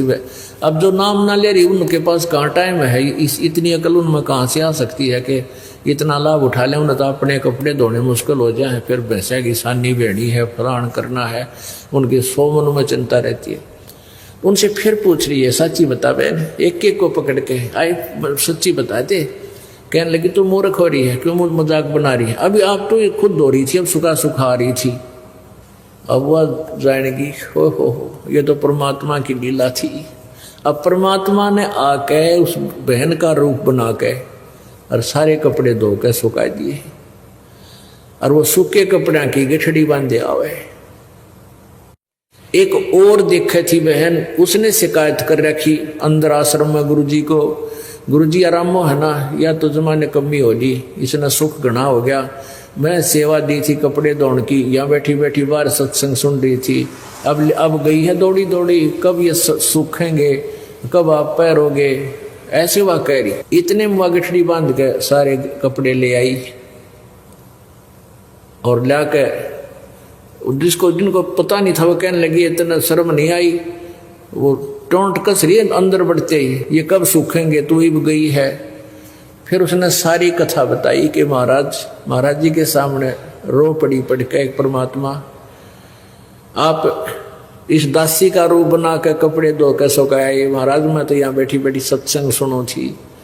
तो उसने सारी कथा सब बहनों को बताई, औरों को भी दृढ़ विश्वास हुआ। तो पुण्यात्मा ऐसे क्रिस्मे जब होने लग जाते हैं भक्तों के साथ और ज्यादा श्रद्धा बढ़ जाती है परमात्मा में, तो परमात्मा ऐसी लीलाएं किया करते हैं और इसीलिए परमात्मा की चाह हमें बनती है। अब देखो उसने स्टार्ट की, धीरे धीरे इतनी श्रद्धा बढ़ गई उस बहन की, घर जाना, घर भी बच्चों को संभाल दिया, ले बेटा करो अपना काम, सत्संग के दौरान मैं तुम्हारे पास नहीं आ पाऊंगी। बेटा भी लायक बंदी छोड़ की दया होगी उसके ऊपर है, क्योंकि उसको भी ऐसा झटका दिया। तो परमात्मा जब चाहे तो सब कुछ कर सकता। सतगुरु जो चाहे सो कर ही, 14 कोट दूत जम डर ही, ऊत भूत जम त्रास निवारे और चित्रगुप्त के कागज पाड़े। परमात्मा सब कुछ कर सकता है। जीता जाट की ये आदीनी देखकर घीसा संत जी ने उसे अपना शिष्य बना लिया और नाम उपदेश दे दिया। बाद में घीसा संत जी के उत्तराधिकारी रूप में भी जीता संत ही बैठे थे। जीता संत जी बाद में अपने गुरु घीसा संत जी की महिमा का गुणगान करते हुए कहते हैं, मारे चढ़ गया रंग बुढ़ापे में, बहुत दिन का मनवा रूसा रूसा फिरे था, आन फसाया गुरु नाके में। मारे चढ़ गया रंग बुढ़ापे में, कि इस उम्र में भी मुझे मेरे गुरुदेव भगवान ने मुझे ज्ञान देकर, मेरी आंखें खोलकर, मेरे साथ में चमत्कार करके, ऐसी घटना को अंजाम देके और मेरे अंदर बुढ़ापे में भी भक्ति का रंग चढ़ा दिया। बहुत दिन का मनवा रूसा रूसा फिरे था, रूसा रूसा यानी नाराज नाराज, उदास उदास फिरे था ये मन। आन फसाया गुरु नाके में, सतगुरु ने अपनी भक्ति के नाके में फंसा लिया। जैसे सुई के नाके में हम कोई डोरी को फंसा देते हैं और गांठ मार देते हैं, फिर वो सुई के साथ साथ ही घूमता है। तो कहते हैं सतगुरु ये इस दुनिया में जो जीव के अहंकार को तोड़कर, अभिमान को तोड़कर और अपने भक्ति रूपी नाके में फंसा सकता है। इसलिए चाहे जीव में कितने ही कपट क्यों ना हो, कितने ही विकार क्यों ना हो, बंदी छोड़ सतगुरु रामपाल जी भगवान हर एक जीव की अच्छे से खबर रखते हैं। वे हमारे अच्छे और बुरे कर्मों से परिचित हैं, वही कुल के मालिक हैं। अभी भी वक्त है, पहचान जाओ और परमात्मा के चरण पकड़ लो। ये अवसर बार बार हाथ नहीं आने वाला। जब बंदी छोड़ सतगुरु रामपाल जी महाराज अपनी लीला करके शतलोक धाम चले जाएंगे, तो देखना ये दुनिया कैसे उनकी याद में रोएगी। उनकी एक झलक पाने के लिए देवता तक तरसते हैं। इसमें कोई झूठ नहीं है, कोई मिलावट नहीं है, कोई संशय नहीं है। यही बात सतगुरु रामपाल जी परमेश्वर अपने सत्संगों में अक्सर कई बार कहते हैं कि बच्चों ये दुनिया का दस्तूर है, ये दुनिया अंधी है, ये वक्त गुरु को नहीं पहचान पाती। जब भी कोई महापुरुष धरती पर आता है उस समय उनके साथ में लड़ाई झगड़ा करती है और उनके जाने के बाद उनको परमात्मा मान के, पहुंचा हुआ संत मान के फिर उनकी भक्ति करती है, पत्थरों की पूजा करती है। बाद में क्या मिलेगा? तो एक सत्संग में गुरुदेव भगवान ने इसी बात का जिक्र करते हुए बताया कि ये दुनिया इस दास को उस समय मानेगी जब ये दास यहां से जा लेगा। उसके बाद मेरी मंडी बनाई जाएगी, मेरा मंदिर बनाया जाएगा, मेरे नाम के कीर्तन किए जाएंगे, लेकिन फिर क्या मिलेगा? फिर क्या मिलेगा? टट्टू मिलेगा, टट्टू। समय रहते फायदा उठाना था और जिन महापुरुषों ने समय रहते फायदा उठा लिया, आगे परमात्मा कह रहे हैं कि विशेष सौभाग्य है उन आत्माओं का जिन्होंने समय रहते पहचान लिया। जैसे आज हम सत्सेवक भाई बहनों ने अपने गुरुदेव को पहचान लिया और इनके साथ में परमात्मा तुल्य व्यवहार कर रहे हैं, परमात्मा ही समझकर, परमात्मा जैसा ही मानकर, क्योंकि हैं ही परमात्मा, और हम वही सारे कार्य इनके साथ में हम कर रहे हैं जो परमेश्वर के साथ किए जाते हैं। जितना सम्मान, जितना आदर भगवान को दिया जाता है, जो पूज्य भाव परमात्मा में होते हैं, वही हम अपने गुरुदेव के प्रति जो है प्रकट कर रहे हैं। तो गुरुदेव कहते हैं कि परम सौभाग्य है उन आत्माओं का जो वर्तमान में समझ गए, अन्यथा दुनिया आने वाले समय में रोएगी, पछताएगी, कुछ भी याद नहीं लगेगा। सुनिए। काम के काम आओगे यहाँ पे, पर ये जब आओगे जब ये उदास जालेगा, फिर और मंडी बनाओगे, मंदिर काटेंगे, बेगन तार देंगे, फिर यहाँ के टट्टू होगा, कुछ भी नहीं होगा। अब संत चला जा और उसके जैसे वैद मर जा, अब जिंदा जब जीवित है, जब दवाई दो, नब्ज देखेगा, सारी विधि बतावेगा तो बेड़ा पार होगा। और वो चिल्ला जा फिर पाछा से उसकी मूर्ति बना लो, छोटा मंदिर बना लो और घंटी बांध लो, वो लाभ नहीं हो सकता आपको। तो ये हमारे अंदर बाद में जागरण की आदत है।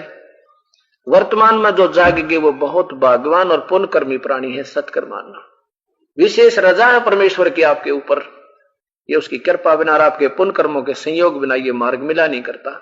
ये जग बादल धुंध कामीन ना डरिए, जय मन चाहे राम को तो दासातन करिए। दासातन माने आधी नहीं रखना, मन में एम मत लाना किसी बात का भी, ना दान का, ना धर्म का, ना संतान का, ना सेवा का, ना राज का।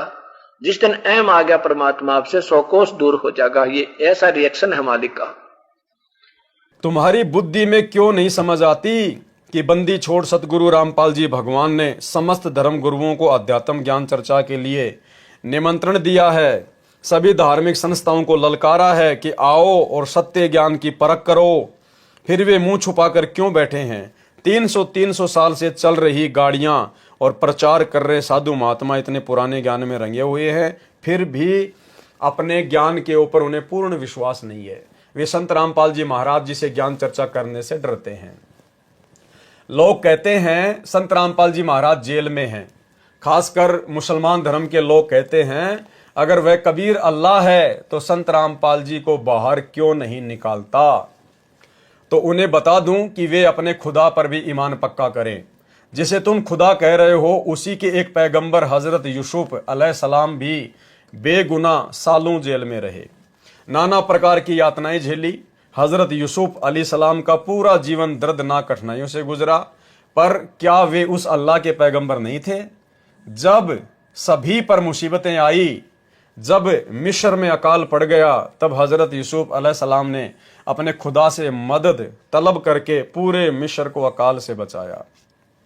ठीक इसी प्रकार याद रहे 2-3 सालों में इस धरती पर इतना भयंकर अजाब आ जाएगा कि तुम्हें छुपने की जगह भी नहीं मिलेगी। उस अजाब से बंदी छोड़ सतगुरु रामपाल जी भगवान ही बचाएंगे। देखो क्या लिखा जा रहा भाई और बहनों, ठीक इसी प्रकार याद रहे 2-3 सालों में इस धरती पर इतना भयंकर अजाब आएगा। कब? 2-3 सालों में। 2024 चल रही है, 2028 लास्ट युग परिवर्तन का समय है।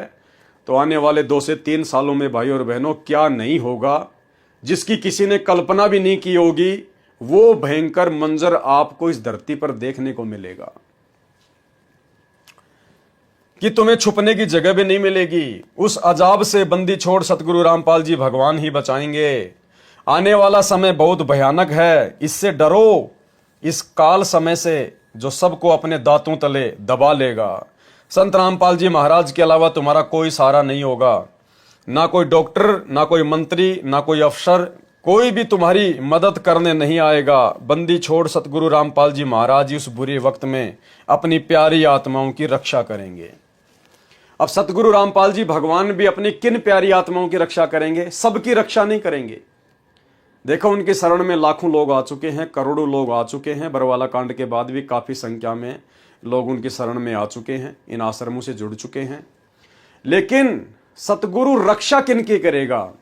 जब विशेष परिस्थितियां भगत के सामने पैदा होती हैं पृथ्वी पर, तो किन आत्माओं की मदद होती है? सबकी मदद नहीं होती है। ठीक है, अगर किसी की अपने संस्कार वश मदद हो रही है वो अलग बात है, लेकिन सतगुरु अपनी तरफ से अपना आशीर्वाद देकर किसकी मदद करेगा? यदि उनकी शरण में जो जो व्यक्ति आ गए, लाखों आ गए, तो लाखों की मदद नहीं करता गुरु। सतगुरु केवल उन्हीं आत्माओं की मदद करता है जो विशेष आत्मा होती हैं। विशेष और विशेष आत्मा कौन होती हैं? जो सतगुरु की मर्यादा में रहती हैं, जो उपदेश लेने के बाद भी सतगुरु की मर्यादा नहीं तोड़ती है, सतगुरु के वचन में चलती हैं, सतगुरु के आज्ञाकारी रहते हैं। केवल उन ऐसी विशेष आत्माओं की सतगुरु विशेष परिस्थितियों में रक्षा करता है। गुरुदेव भगवान ने खुद एक सत्संग में इस बात का जिक्र किया कि जैसे महाभारत का युद्ध हो रहा था, सभी लोग मरे, लेकिन परमात्मा ने पांडवों की रक्षा करी, क्योंकि पांडव कभी सतगुरु रामपाल जी परमेश्वर जी की शरण में थे, उनके संस्कार थे, इसलिए परमात्मा ने उनकी रक्षा की। ठीक इसी प्रकार गुरुदेव भगवान ने उदाहरण देकर बताया कि जैसे एक बाप के 4 संतान हैं। अब हैं तो बाप को चारों ही प्रिय, लेकिन उनमें से एक बच्चा तो बाप की आज्ञा में चलता है और 3 बच्चे बाप की आज्ञा में नहीं चलते।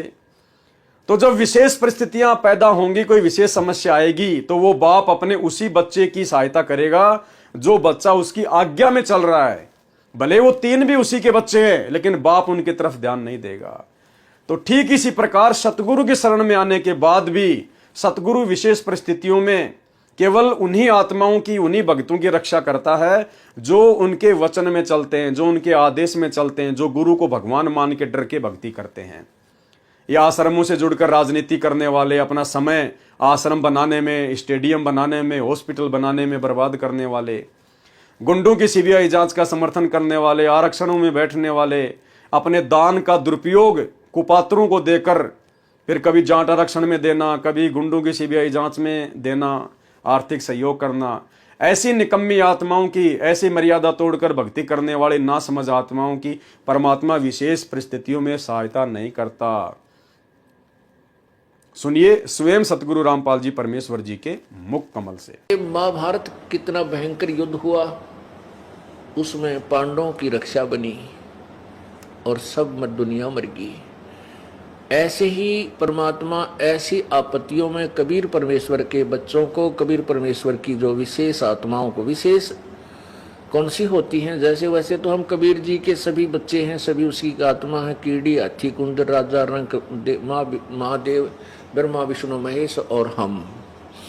विशेष आत्मा वो हैं जो उनकी आज्ञा का पालन करके उनके अनुसार चल रहे हैं। जैसे एक पिता की 5-6 बेटे हैं और 2 पुत्र उसकी आज्ञा का पालन ना करके बकवाद करते हैं, कि तो चोरी करते हैं, कि तो लठ बजाते हैं, कोई झगड़ा करते हैं, तो वो विशेष आत्मा उसके बच्चे नहीं हैं।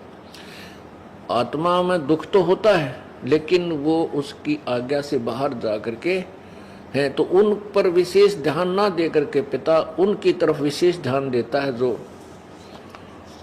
उसकी मर्यादा में चल रहे हैं।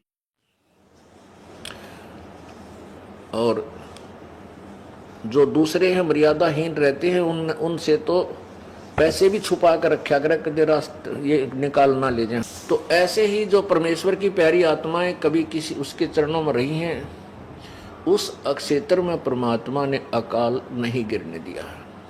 उस समय को याद करके बुराइयों को त्यागो, कि भाई जब वो 2028 युग परिवर्तन का समय जो स्वयं सतगुरु रामपाल जी परमेश्वर जी ने ज्ञान गंगा पुस्तक में नास्त्रेदमस की भविष्यवाणी में लिख कर छोड़ा हुआ है, उस समय को याद करो कि 2028 से पहले पहले क्या बनेगी, कैसा भयंकर मंजर होगा। यदि सुबह तुम्हें यह पता चल जाए कि आज शाम को तुम्हारी मृत्यु हो जानी है, तो क्या तुम अपना वैसा ही व्यवहार रखोगे जैसा पहले किया करते थे? तुम्हारा सारा व्यवहार बदल जाएगा, सारी क्रियाएं बदल जाएंगी, लड़ाई झगड़ा खत्म हो जाएगा, फिर किसी से ईर्ष्या नहीं रहेगी, फिर तुम्हें ना कोई आकर्षित करेगा और ना ही तुम किसी के आकर्षण का कारण बनना चाहोगे। कबीर साहिब जी ने कहा है, मौत भूल गया बावड़े, अचरज किया कौन, ये तन माटी में मिल जाएगा जो आटे में लौन। मरना है मर जाएंगे, कोई न लेगा नाम, उजड़ खेड़ा जा बसेंगे, छोड़ के बसता गांव। कई नाम कमाने में लगे रहते हैं कि दुनिया मुझे याद रखेगी। अरे दुनिया अपनी जरूरत को याद रखती है, तुम्हें कौन याद रखता है? दुनिया स्वार्थी है, स्वार्थ को याद करती है। और मान लो तुम्हारा नाम दुनिया में रह भी गया, तो इससे तुम्हें क्या मिल जाएगा? तुम तो वह प्रशंसा सुनने आओगे नहीं। मौत के बाद तुम्हें क्या पता कि तुम्हारी प्रशंसा की गई या तुम्हें जलील किया गया। तुम्हें कोई फर्क पड़ने वाला नहीं है। जीव की असली इज्जत और असली प्रशंसा तो भक्ति में है। कपट, चतुराई, मान बढ़ाई छोड़कर बंदी छोड़ सतगुरु रामपाल जी भगवान की शरण ग्रहण करो। इसी में तुम्हारी भलाई है और इसी में तुम्हारे कल का उद्धार भी होगा। भला इस मिट्टी की क्या इज्जत है, क्या शान शौकत है, ये तो इकट्ठी होती है और बिखर जाती है, जिसे शरीर का नाम दिया गया है। और पूरे जीवन में भी कितनी बार इस शरीर के अंदर रोग लग जाते हैं, ठीक होते हैं, कितनी पीड़ा होती है, दुख तकलीफ, इस मिट्टी को ढोए चले जा रहे हो, नाना प्रकार के रोग लग जाते हैं। हम डॉक्टर के पास जाते हैं, वह हमारे शरीर का इलाज करता है, परंतु क्या कभी सोचा है कि 5 रोग तो हमेशा लगे हुए हैं? काम, क्रोध, लोभ, मोह, अहंकार। दुनिया का कोई भी डॉक्टर इन रोगों का इलाज नहीं कर सकता। इन रोगों का इलाज वही कर सकता है जो कुल का मालिक है। बंदी छोड़ सतगुरु रामपाल जी भगवान वह सर्जन, वह डॉक्टर है जो आपके अंदर से ये 5 विकार निकाल कर फेंक देंगे और तुम्हें हमेशा के लिए सुखी कर देंगे। ये 5 विकार ही दुनिया में नाचते फिरते हैं। इन विकारों के कारण ही दुनिया में हम फंसे पड़े हैं। इन विकारों के कारण ही हमें दुनिया में दुख और सुख का अनुभव होता है, परंतु सच्चे सुख की भनक भी नहीं है। वह सच्चा सुख और सच्चा परमानंद बंदी छोड़ सतगुरु रामपाल जी भगवान की भक्ति करने में है तथा उनके ऊपर समर्पण हो जाने में है। परंतु जब संत रामपाल जी महाराज जी के शरण में जाने की बात आती है तो चतुराई मन में घर कर जाती है।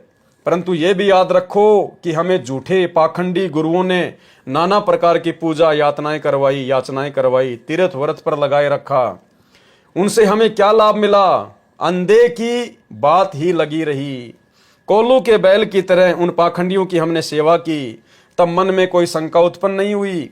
परंतु जब ठीक ठिकाना और सच्चा दरबार मिलता है तो ये जीव मनमानी करने लगता है। बंदी छोड़ सतगुरु रामपाल जी भगवान को हमसे कोई स्वार्थ नहीं है, वे तो परमार्थ के लिए आए हुए हैं।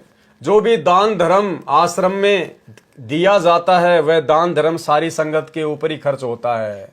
भाई और बहनों, ये केवल उस समय की बातें भगत जी ने सोचकर लिखी है जिस समय सतगुरु आश्रम में हैं। और सतगुरुदेव भगवान के आश्रम में रहते सहते आप जी जो भी दान धर्म करते हो, भले ही उसका कोई दुरुपयोग करे या कुछ भी करे, लेकिन आपको उसका फल ही मिलेगा, क्योंकि आपने सतगुरु को निमित्त मानकर सतगुरु के हाथों में दिया है, सतगुरु की देख रेख में दिया है। ना कि वर्तमान समय में जो धर्म को धंधा बनाकर आश्रम खोले गए हैं और गुरुदेव का परिवार भक्तों के दान का आपकी आंखों के सामने कभी राजनीति में, कभी स्टेडियम बनाने में, कभी हॉस्पिटल बनाने में, फालतू में आश्रम बनाने में, गांव वालों के लिए रोडें ठीक करने में, गांव वालों के लिए एम्बुलेंस और बसें चलाने में, जाट आरक्षण में चंदे के रूप में देना, गुंडों की सीबीआई जांच में चंदों के रूप में देना। आज वर्तमान में आपके पैसों का दुरुपयोग ही दुरुपयोग हो रहा है। मुश्किल से 25% सदुपयोग हम कह सकते हैं जो कि ज्ञान प्रचार में, बाकी 75% आज आपके दान का दुरुपयोग ही हो रहा है। संत रामपाल जी महाराज तो निस्वार्थ भाव से हमारे लिए प्रयत्न कर रहे हैं, लेकिन वे झूठे पाखंडी गुरु हमारे दिए हुए दान का दुरुपयोग किया करते थे और दुनिया के सारे ऐसो आराम आनंद लिया करते थे। बोली भाली दुनिया इन पाखंडियों ने खूब फायदा उठाया, परंतु अब वक्त आ गया है मानव समाज को जगाने का। जागो और अपने परम पिता हम सब के हमदर्द सतगुरु रामपाल जी भगवान को पहचानो, समझो, अपने मन को, अपने मन की आदत को बदलो और झुक जाओ परमात्मा के चरणों में। परमात्मा ने इस काल के देश में हाट लगाइए, हाट यानी दुकान लगाइए भक्ति की। जो भी सच्चा व्यापारी है वह सच्चा सौदा कर लो। बंदी छोड़ सतगुरु रामपाल जी भगवान की शरण में आकर अपने धन को दुगना तिगना चौगुना कर लो। संत रामपाल जी भगवान रूहों के सच्चे व्यापारी हैं, और रूह मानी आत्माओं के सच्चे व्यापारी हैं। इनके पास जाकर अपना भक्ति धन बढ़ा लो। कबीर साहिब जी ने कहा है, अरे कोई सौदा कर लो, लगी है धर्म की हाट, यानी भक्ति की दुकान लगी है, धर्म की दुकान लगी है, सच्चा संत धरती पर आया हुआ है, कर लो सच्चा सौदा। सौदा किया था हरिश्चंद्र राजा, घर में रही ना खाट। परमात्मा इसी प्रकार से करता है भगत के साथ में। परमात्मा जब किसी को अपनी शरण में लेता है, जब किसी को भक्ति युक्त करना चाहता है तो बिल्कुल उसको डाउन टू अर्थ कर देता है। तो कहते हैं सौदा किया था हरिश्चंद्र राजा ने, घर में रही ना खाट। सौदा किया था मोर ध्वज ने, दिया पुत्र को काट।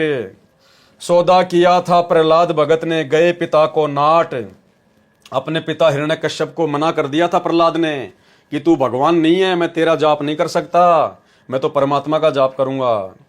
होलिका ने गोदी में बैठी ना गाली थी घाट, यानी उसकी बुआ होलिका ने उसको मारने के लिए अपनी गोद में बैठा लिया और ब्रह्मा जी के द्वारा दिए गए वरदान का नाजायज फायदा उठाया, यानी उसने भी कोई कमी नहीं छोड़ी थी, गाली थी ना घाट। सौदा किया था धना भगत ने, बीज दिया था बांट। सौदा किया था दादू पलटू, चढ़े शिखर की बाट। कहे कबीर सुनो बे साधु, संत सौदे की हाट।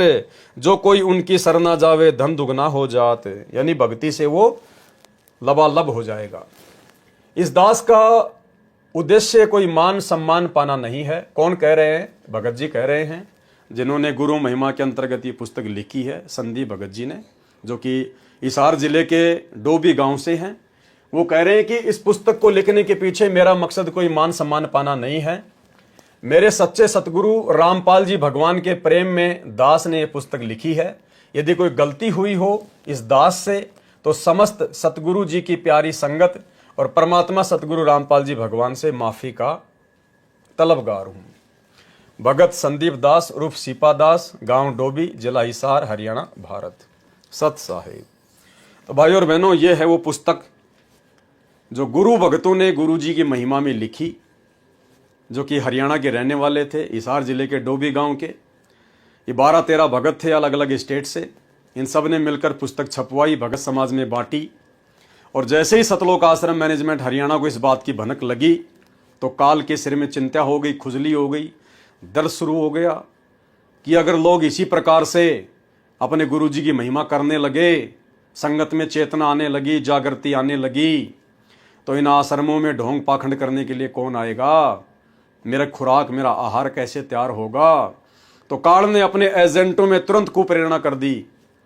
काल के एजेंट कौन? गुरुजी के बेटा बेटी, भाई बंधु, रिश्तेदार, ये कोऑर्डिनेटर। और इन्होंने उन भक्तों को डराया, धमकाया, पीला पर्चा निकाल दिया इनके नाम का कि 1 महीने के अंदर अंदर जवाब दो कि तुमने पुस्तक क्यों लिखी है, क्यों बांट रहे हो, तुम्हें किसने अधिकार दिया, किसने आदेश दिया। मतलब अब तो भक्ति भी करनी है तो गुरुजी के परिवार से पूछ के करनी है। अगर सुबह सुबह आपको अगर फ्रेश होने के लिए बाथरूम में जाना है तो गुरुजी के परिवार से पूछ के जाना पड़ेगा कि बाथरूम जाऊं या नहीं जाऊं। ये अपना गुलाम बना के रखना चाहते हैं। भाई हम सतगुरु के गुलाम हैं, काल के गुलाम नहीं है, काल के एजेंटों के गुलाम नहीं है। और ना ये समाज आने वाले समय में आप जैसे एजेंटों का गुलाम बन के भक्ति करने वाला है। ये गुलामी, ये चापलूसी हमने 3 युगों में बहुत कर ली, अज्ञानता में, नादानी में, नासमझी में।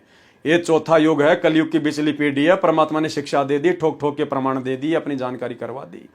अब तो निर्भय होके भक्ति करनी है, क्योंकि हमारा बाप निर्भय है, निर्विकार है। निर्विकार निर्भय तू ही और सकल भयमान, सब पे तेरी साहिबी, तुझ पे साहिब नाई।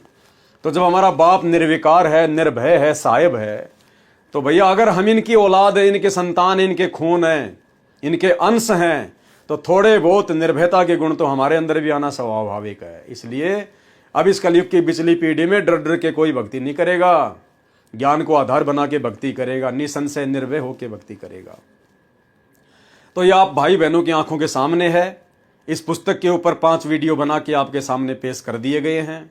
आपको एक भी शब्द यदि इधर उधर लगा हो तो आप जी बता सकते हैं, उन भक्तों के सिरों में 5 जूते मार सकते हैं। अगर आपको एक भी शब्द ऐसा लगा हो कि इन्होंने सतगुरु रामपाल जी परमात्मा की निंदा चुगली में लिखे हैं तो, और यदि आपको लगता है कि भाई ऐसी महिमा तो हर भगत ने करनी चाहिए, जो भी भगत सक्षम है, जिसको परमात्मा ने थोड़ी बहुत सद्बुद्धि दे रखी है, ऐसी पुस्तकें तो उनको लिखनी चाहिए, भगत समाज में बांटनी चाहिए, संगत में।